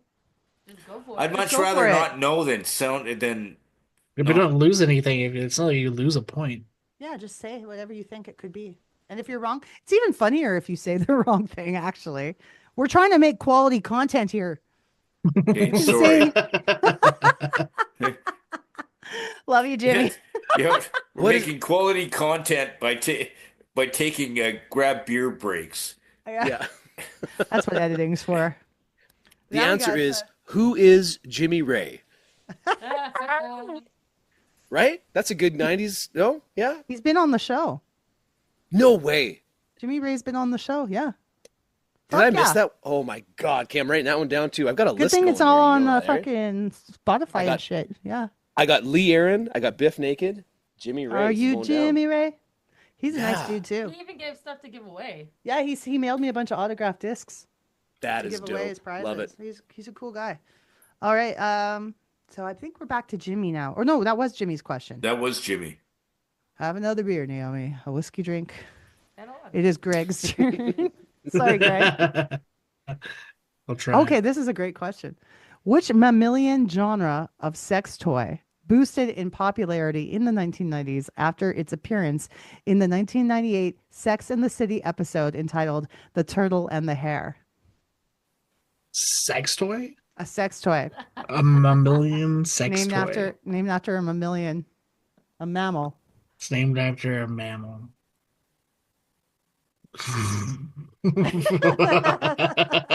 I feel like there's some inherent cruelty asking us this question, but I like it. Yeah, I'm just kind of reveling in this awkwardness. I love the awkwardness and looking at Jimmy's collection Feels of good. sex toys right behind him.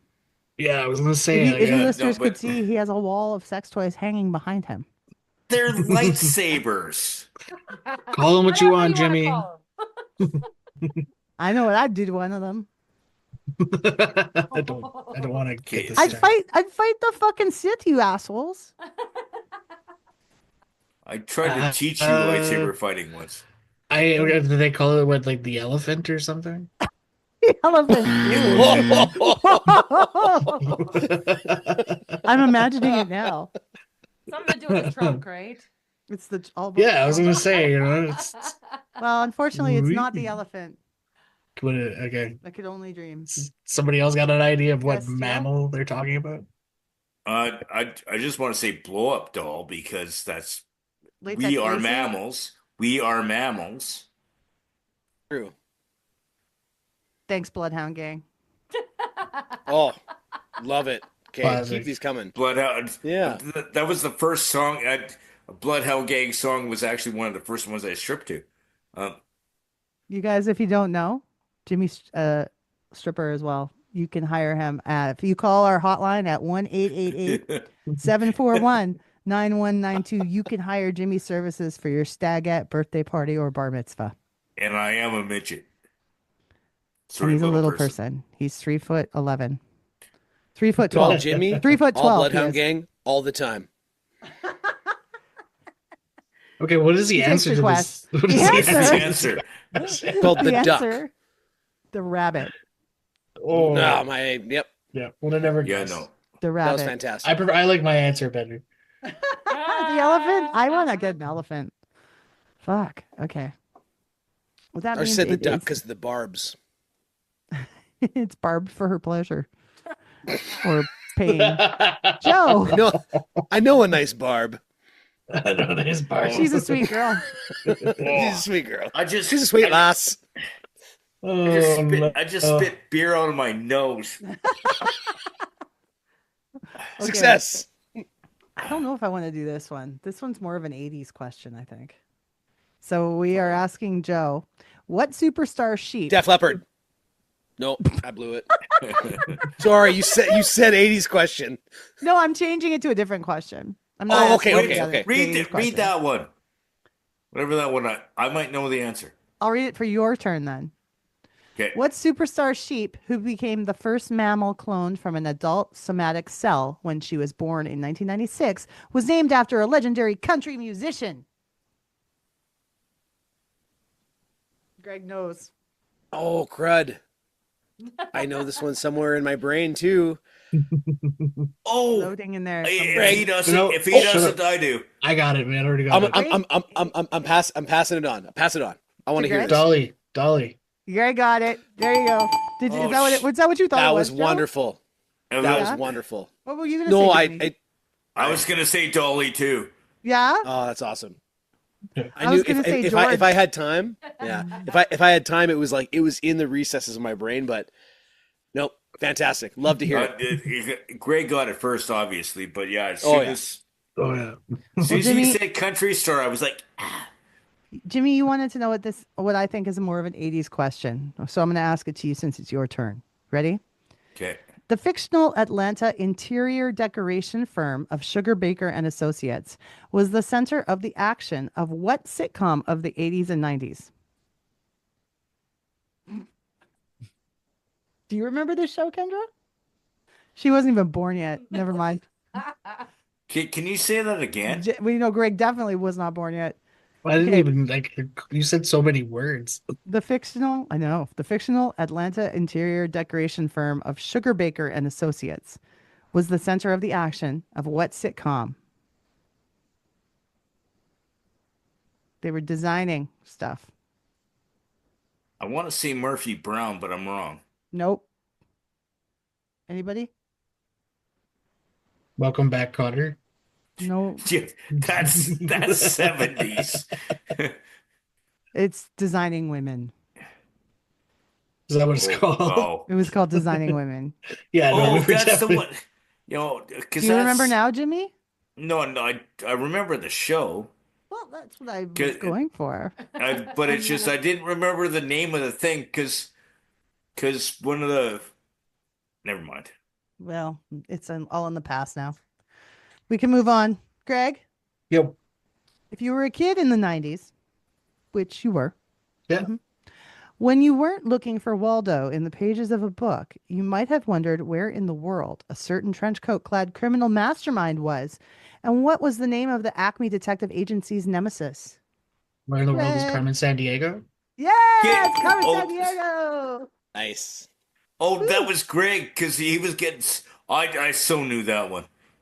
Jimmy's I used to have a computer game where you had to guess all the clues and stuff, and then you'd have to find which country she was in. Oh, yeah, I think so good. I didn't have that game myself, but I think awesome. a friend had it. I watched the show. They had Rockapella, the band Rockapella. Rockapella? You remember them? Can they hear you? I don't know. Yeah, we can hear you. Yes. Yes, we can hear her actually quite clear. Good. Okay. All right. I believe it's Joe's turn. Okay.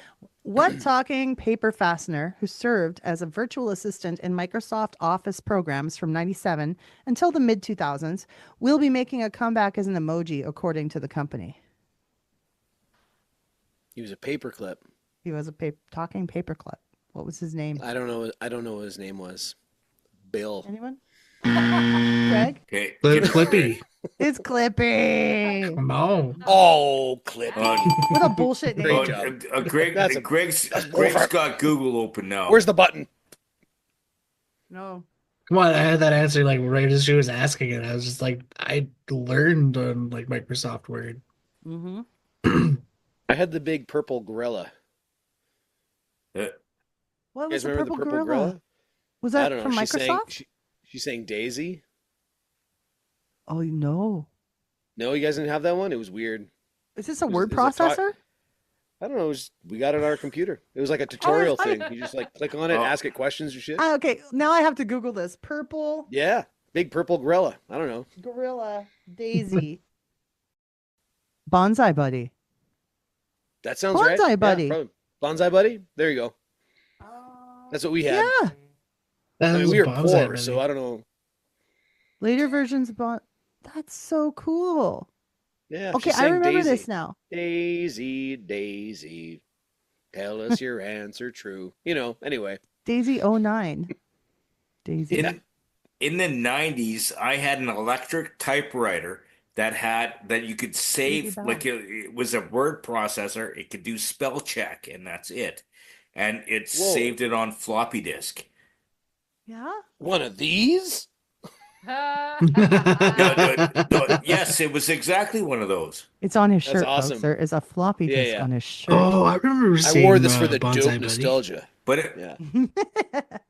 But like it was like an electric typewriter, so it would save it and then print it, but through the typewriter. So you'd have to put the paper in and feed it in. I've never even heard of that. That's amazing.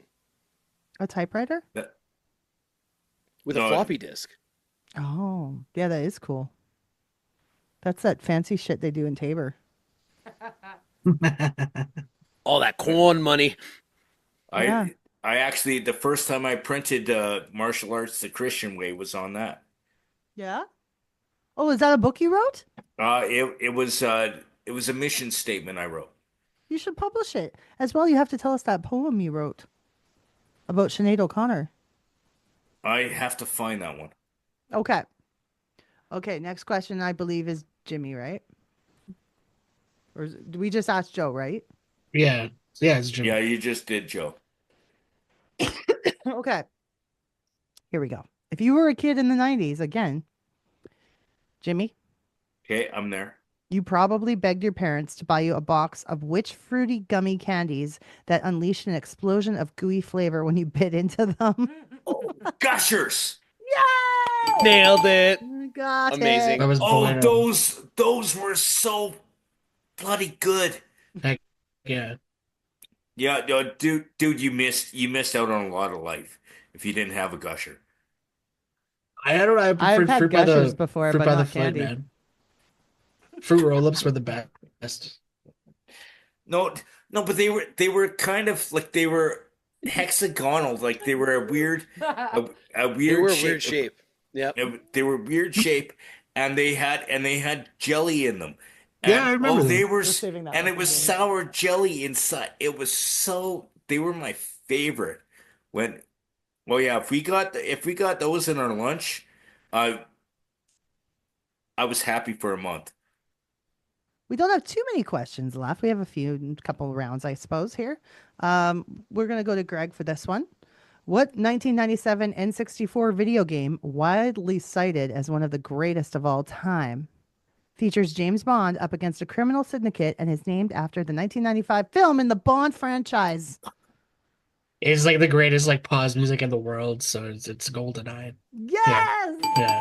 Beautiful. Why do you give him shit like that? Like I'm actually I didn't think you do video games, Jimmy. Yeah. Oh man, I remember like putting I like was the master of that video. I headshot everybody. yeah, but, Proximity I was- mines in the bunker. yeah, the best. Just put in like all the Proximity cheats, mines. Like I'd giant head- head, and I'd man. headshot people with a bazooka. Like I was told to take off auto aim every time, and it used to piss me off. And nobody is allowed to be odd job. No one. no, because you can't punch them. Mm-mm. was it So- odd, Not even you, was it- Jimmy. Wasn't Odd Job the little He's person? short. Yeah. But Yeah. he was so short that you couldn't really like aim at him very well. Because if he ran right up to you, you couldn't do anything really to you'd have to like Okay, it's the Neither- same as me. Like if I came up, what are you gonna do? If I came running up right up to your nuts and punch you there, like what are you gonna do? Just slap stand you there. with my slapping. Kick you away hand. like I'm a just gonna straight stand there cat. and take it, buddy. Throwing knives. Yeah, and Just throw down. oh, I do the unexpected. Just stand there and take it. I used to like Oh. sitting proximity mines wherever people spawned.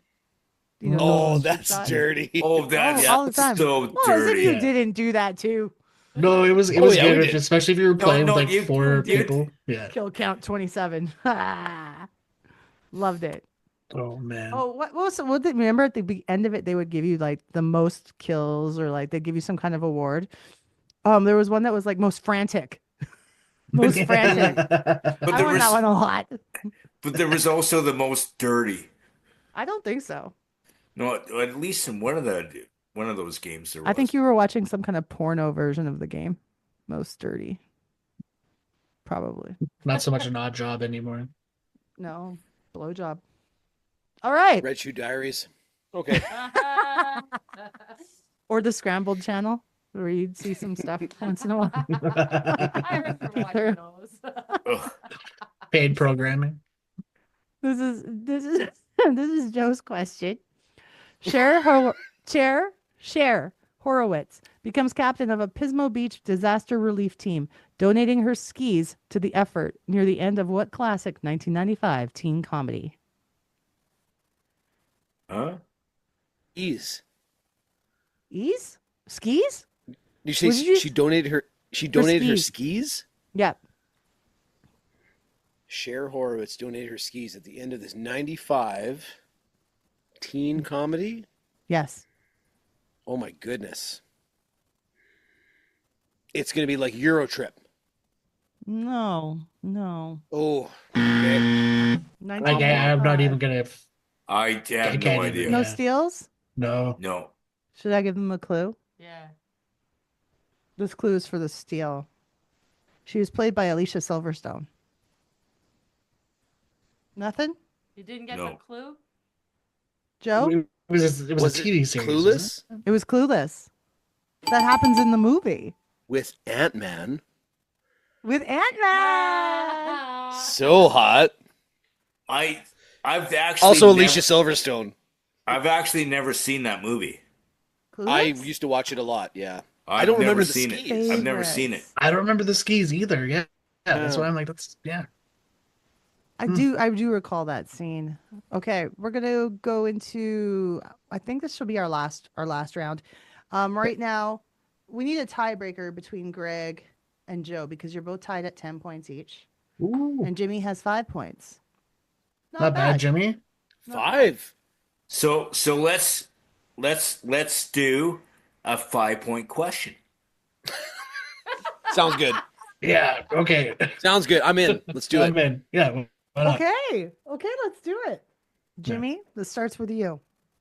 Do you know which one So I'm get going this for? one. I know. Brian Mulrooney, Kim Campbell, and Jean Chrétien each served during some part of the 1990s as Prime Minister of what country? Obviously, it's Canada. Nailed it. Give him the 5 points already. Can you imagine the shit we would give you if you got that wrong? I could even tell you the nasty things I said about them in my life. Well, you guys are all literally a 3-way tie now. So Perfect 3-way, just the way we like it. So do we that's want right. Menage a trois. one final one where they all have to jump in, or you want to do a whole round? What would be most fair? So wait, hold, real quick, Kendra. What are we drinking? Yeah, what are we drinking? Greg, Nothing anymore. Greg. I finished my Pilsner.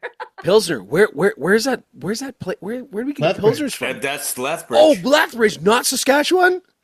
Let's talk about this for a second. Yeah. It's Albertan beer. I don't That's care what right. anybody That's right. says. But it's all Canada. It doesn't matter as long as we support Canada. Yep. There's a little white bunny in there. I think that's where they got the idea for that thing in that episode of Sex and the City. The rabbits. That we talked about. Oh, you know what? No, sorry. I'm thinking about the elephant. My bad. Yeah, that white elephant. Let's Google the sex toy the elephant. The white elephant. Look that up. You gotta be very specific. Realistic big dildo. Oh, this is on Amazon. Oh my goodness, she did it. 11-inch black small tip thick elephant. Easy to clean with water. Whoa. I am What was not that? going in It me. can't even be battery You operated. gotta throw that in the chat. You gotta throw that in the chat. AC I'm power. throwing that in our chat. A little too veiny for me. That's the veiniest thing I've ever seen. That reminds me of when I lost a bet when I was going to Vegas, and I had to have 12-inch insert dildo. It was a big black dildo. I remember. And it was huge. Like it was Oh my 12-inch gosh. insert. Like Yeah. it's and I had to put it in my carry-on going to Vegas. And I got You're like stopped. And, 20. but it was silicone, but they're like there's this and so my bag went through. 4 supervisors went to the screen. Oh my god.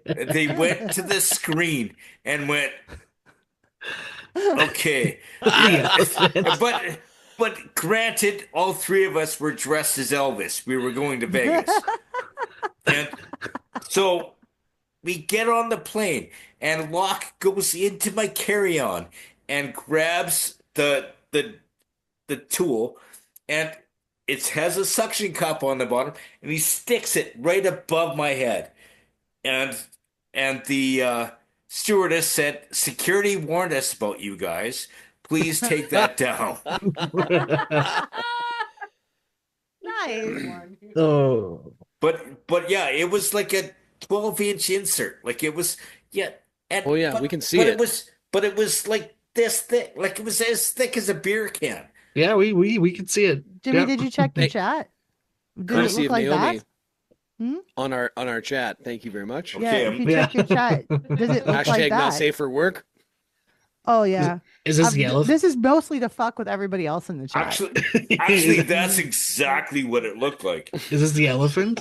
The elephant in the room. But granted, like later that weekend, Grant broke into my room pretending he was me and stuck it to my shower, and I actually gave him a concussion because I hit him with the balls end, but nice because I hit it like I hit him like a sledgehammer, but yeah. Did you guys get that on video? No, we wish we did because no one saw it coming. Like it was just Grant didn't see it coming. No one saw it. No one saw it coming except for Jimmy. because this is what That's happened. the name of Grant's sex tape. Okay, no, this is what happened. I was sleeping, and they broke into my room pretending to be me. Security goes, "Do you know these guys?" And I'm like, "I guess so." And then I walk into my bathroom, and on the shower, there was this huge ass dildo stuck because it had a suction cup on the bottom. And I said, "Hey, give me that," to a buddy, and he gave it to me. And then I walked by, and as Grant saw me, I just cranked him, and he said he was concussioned. Just pow, pow. Just woo. Wham. The hell is that thing? That looks Gonna save over. that for later. You can. It's a veiny bastard. The veins aren't. it's- That's not It's anatomically so correct. small in my hand. Like it's so big in my like I Definitely circumcised. I double fisted the tip, and I still had room. Sorry, kids who are listening to this episode. Oh, Jimmy, that was the best thing. Oh my lord. Anyway, I'm gonna quote you on that. That was amazing. We are going to give you a last question that is going to be steal for all of you. Okay? Whoever Okay. steals it. If you don't get it, we'll ask another question. But the next person to get the question right will be the winner. Okay? Perfect. okay. So are you prepared? I'm ready. Do we I'm just say it out loud as soon as we know it? Stick your hand up. All right. I'll watch to see who's the first one to put their hand up. Kendra's Sure. going to Sounds good. determine. Okay, here you go.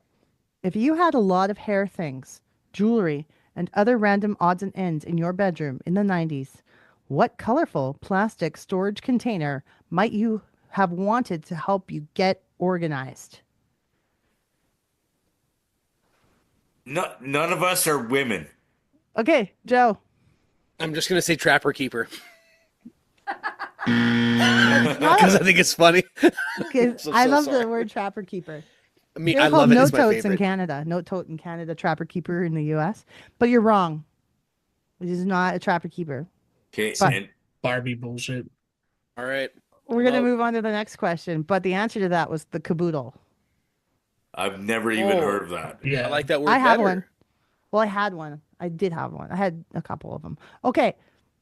Then we'll ask you this question. Describing the life of a supermodel who famously told Vogue magazine for their October 1990 issue that we don't wake up for less than $10,000 a day. Son of a... I'm purposely asking tough ones for the last one. No, that's good. That's good. 1990. A 1990 supermodel said we don't wake up for less than $10,000 a day. Greg. Melania Trump. No. Damn. She was in Playboy. though, wasn't she? I know this one, but I can't find the name. Okay, I'm going to go on this one. She's a Canadian. Her name is Linda Evangelista. Okay, I did not know the name. Okay. We got one who, I think this is the actual last question of questions almost. Okay. January 1st, 1999. Excuse me. January 1st, 1999. That's from Holland, that burp. January 1st, 1999 saw the introduction of what brand spanking new currency that supplanted the franc, the mark, and the Irish pound? Joe. Euro. The euro. Yes. Suck Good it, 99. job, buddy. Yeah, I gotta pee. What a No, tight but race actually that not. was. 99 is amazing. Congrats. What a tight race. Congrats to all three of you. Wasn't that That was fun? good. That was good. I like trivia. I love Jimmy's. I love trivia. I like the black elephant. I can't. That's what I'm here. I'm here to please, man. She I'm here to doesn't. please. I'm here to The please. lesbian doesn't like it. No. Not my thing. Can we just take a moment back, just backtrack just a second? When Jamie was telling a story, you guys heard him say he wrapped two hands around that thing, and there was still. You guys heard that, right? He was the tip was still He there. still couldn't get around the girth. Oh, Yeah, he said his two hands couldn't. he has a way fill with up the words. whole I thing. just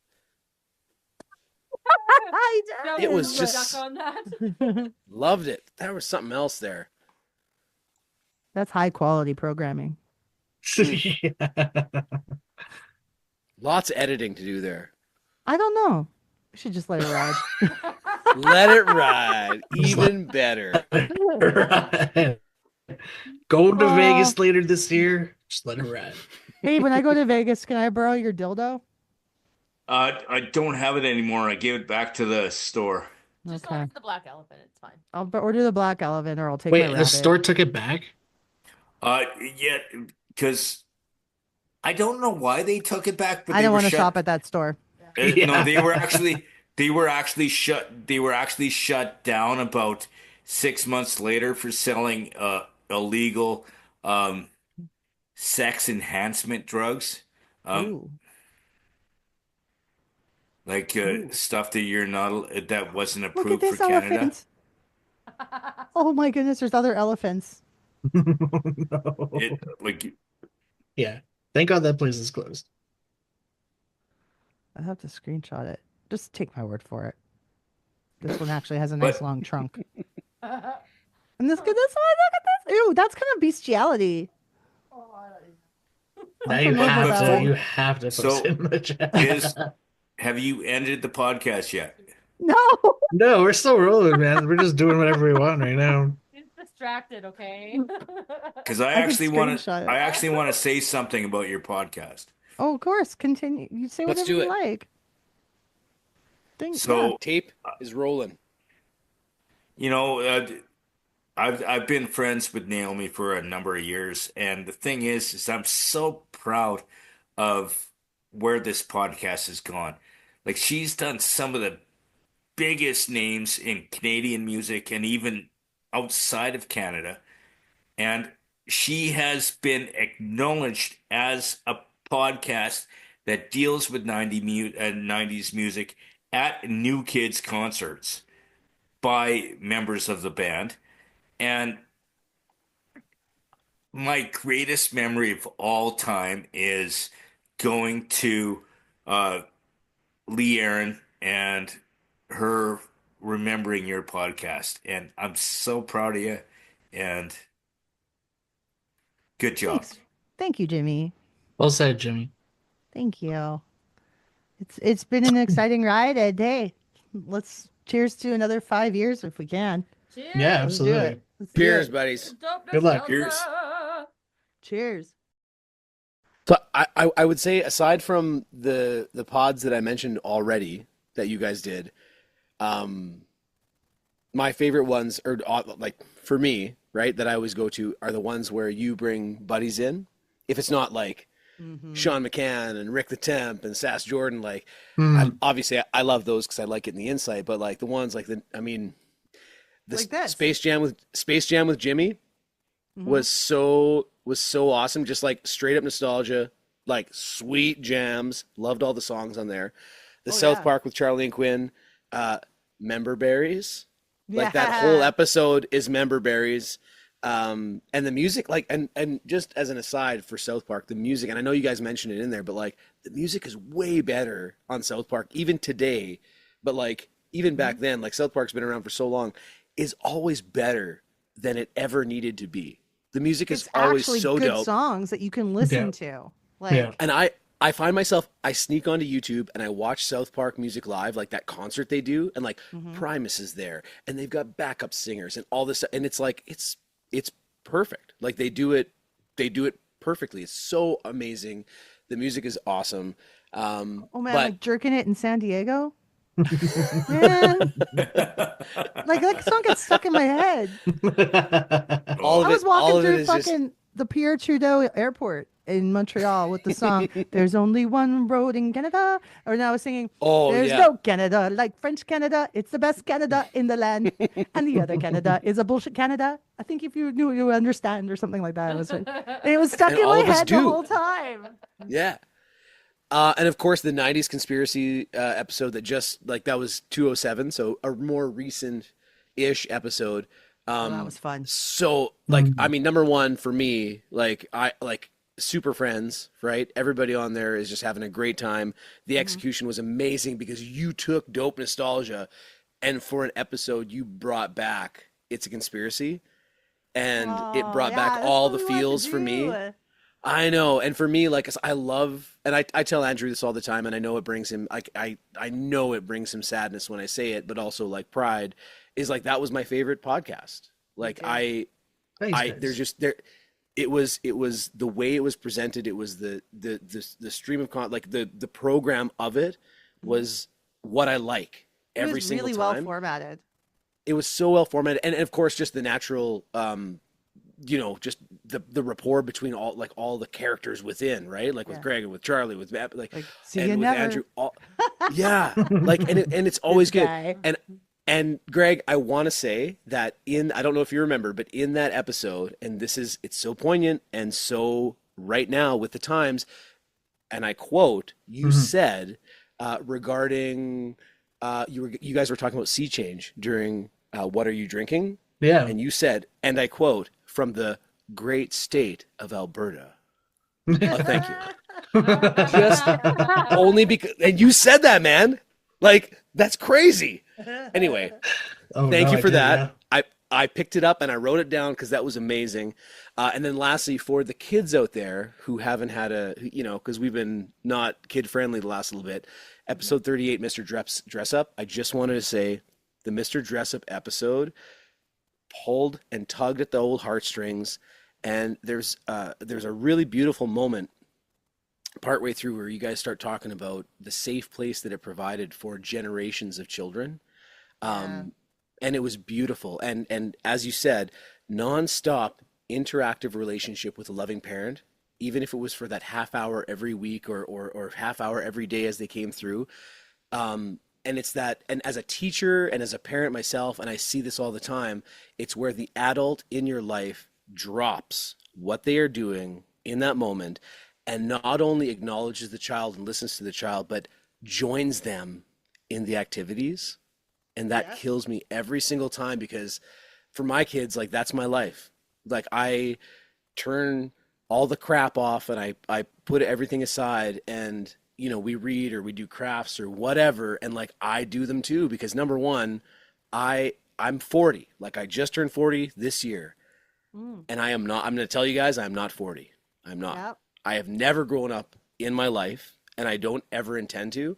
And I love sitting down and bringing out the glue and the tape and cutting shit up and putting, like whatever. Like we're putting stuff together. We got pipe cleaners and we got Oh, he told me everything all else. about pipe cleaners. Oh. Yeah, Days, and I love that, and I think it's so important, and that like every adult should listen to that and get something from that every single day because you guys played the Jack and the Beanstalk skit with Finnegan and Casey. Casey, thank you, Finnegan and Casey, and he comes in partway through because they're fighting over something, and he's like, they're like, are you sure you can play? Like, are you okay to play? And he's like, oh, I was busy, but I'm not busy anymore. Like, and he said, I don't have to read this newspaper. And I heard that and I'm like, whoa, like that newspaper is our phones. That newspaper is our iPads. That newspaper is all these things that we consume on a daily basis that we got to put this shit down and listen to these kids. And like, oh, and again, like and then he was teaching Casey how to share and like, in that moment. And I just went, and there's so many clips where you're just listening to him talk and it just brings back all those things. And that's what we need. Like we need those moments. And I think dope nostalgia, and I think, and again, like, don't want to sound like an old guy, but I think dope nostalgia is good for that because like, there were some good moments in that time and we should reflect on those things like before smartphones and tablets and all that stuff that, it's so easy to sit down and consume for hours on end. Not that, I mean, people should still consume this podcast. Let's not get that wrong. But you can do that in the background in your own time. But I'm glad you brought up that episode, Joe, because that's a huge thing that's happened since that episode.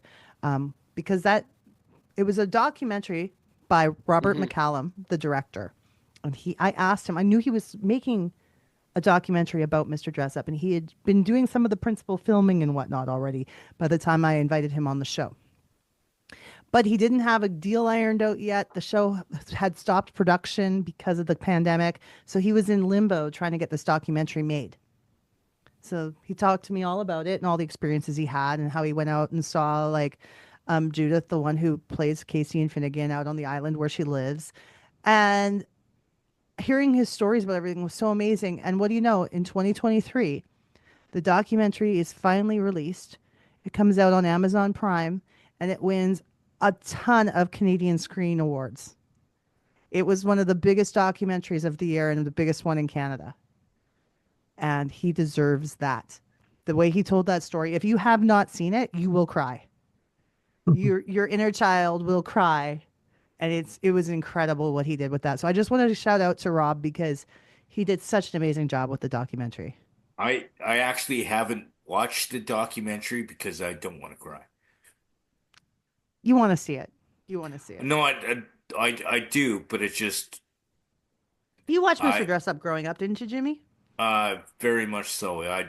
I knew all about it. Yeah. Were you too young for Mr. Dressup?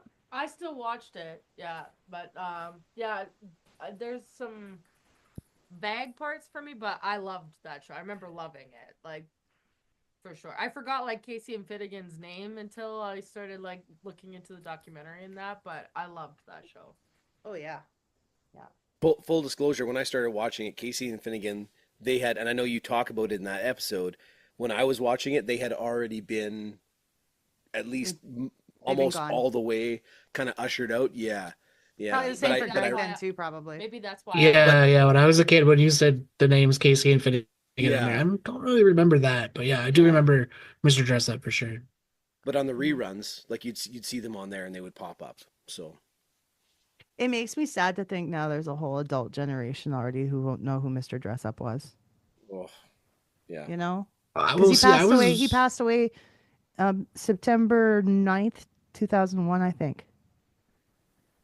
Right before 9/11. Yeah, I can't remember the exact date you mentioned in there, but complications due to stroke or something like that, right? Something like that, and And I remember as a kid, because I know his wife was, I don't want to get this wrong, but like struck by a car, I think, and passed away. And then he kind of, I think he kind of went downhill from there. I remember hearing that. I don't remember his passing, like hearing about his passing when I was young, but I remember hearing about his wife, Ernie, which is terrible. Yeah. Yeah, and him and Fred Rogers were like best friends, which is crazy. They came up here together. They came up together in this. And you guys mentioned that, like, and they basically like the childhood of multiple generations of an entire continent of people. Like, that's affected amazing. by those two men, right? Raising the kids, man. Like, oh, it was crazy too. I have to say, Mr. Rogers' puppets scared me. I thought they were really scary looking. Like the king and the queen or whatever, and like I was like, I don't like them. Funny enough, I never really watched him. I liked because they were marionettes. It was different back then. No, they were hand puppets. They were hand puppets. King and queens. The I'm pretty sure the Fred Rogers were hand puppets too. They were hand puppets, yeah. Mm-hmm. So the land of make believe. That's what it was called. Oh, but I liked on Fraggle Rock. Did you watch Fraggle Rock? The documentary, isn't it called The Magic of Make Believe? That is the Mr. Dress Up documentary, The Magic of Make Believe, on Prime Video. Yeah. Well, yeah. That's awesome. Just tugging on the heartstrings. I know. Yeah. When did he? Yeah, he passed away. I think it was September 18th. That doesn't make sense because I thought he died after 9/11 or before 9/11, a couple days. I think maybe he was already like had his stroke or something before 9/11. I think in the pod you mentioned that he had been like he had the stroke and then passed away quite like not a long time, but like there had been some time that had passed. But there has been over the years a few celebrities that have passed away, and it was made public like a week later. Like I think even with James Earl Jones, when he passed away, he had passed away like a few days before, but it was made public. Mm-hmm. Because that's the thing with celebrities and stuff, because if they pass away and not all the family know and stuff like that. Okay, gives them so time to Robert, process and everything. I think I don't know if I said any of that stuff about what awards he won, right or wrong. I think he won a Canadian Screen Awards, but he won the Toronto International Film Festival People's Choice Award for Best Documentary.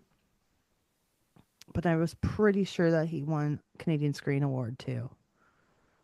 Anyway, yeah, I like to give accurate information when I can. Yeah, there you go. Anyway, folks, I got a caller. Time to wrap. That's cool. Thank you guys for your time tonight. I hope you had fun. I know it was awesome. It was really great. And that was a blast. Dude, yeah, that was awesome. Yeah, and I'm proud of you and where you've gone with this podcast. It blows my mind how much work you put into this. We got to see what's going on with you guys in the future. You got to get that Jim Bits podcast out there, guys. Jim Bits. Yeah. Jim Bits. Nice. That'd be fun. We got to check out the River Poets music, right? Absolutely. Yeah. Riverpoets.ca. Come and join us. We're having fun. Kendra, JD and Kendra's duo. Yeah, we got a single out on Spotify, Apple Music, Amazon. It's called What I Couldn't Sell. Go check it out. What I Couldn't Sell. Yes. Nice. And Greg? Just go listen to the old It's a Conspiracy podcast like at least 100 times, and then if you get famous enough, maybe we'll come back. I think you should. Please if you haven't do listened to that. It's a Conspiracy, you should. I want to do more. I am going to help with that as much as I can. Yeah. I promise. Yeah, this is the jingle singer right here for that.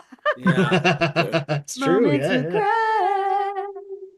Oh, that was perfect. That was perfect. That brings me back. Yeah. That brings me back. Oh, that made me so happy. Thank you. But the fact That was so awesome. But the fact that you both did it at the same time was awesome. That was great. Perfection. It's like we planned it. I don't know. It just happened that way. It just felt good. It was in Full unison. disclosure, It wasn't guys, even we harmony. do not plan anything. Yeah, I don't do anything yeah. planned. Yeah. No, Off the maybe I can get a cuff. sponsorship from the elephant. Oh yeah. I'll give Pick- free well, elephants to all of y'all. You have your choice I of the don't want pick. one You know? though. Just go, you can have mine. She You doesn't can have one want as a it. souvenir. Okay, Oh, I'll wrap this up then. Thank you guys. All right. Thank you so much. Have a good night, everybody. Have a good night. Happy birthday, Dope Cheers, guys. Nostalgia! Bye bye. Social media, yeah, we've got it. Send us an email, dopenostalgiapodcast@gmail.com. Twitter, nostalgia dope. Or on Insta, dope_nostalgia. This podcast is licensed by SOCAN because we believe that artists should be paid for their work.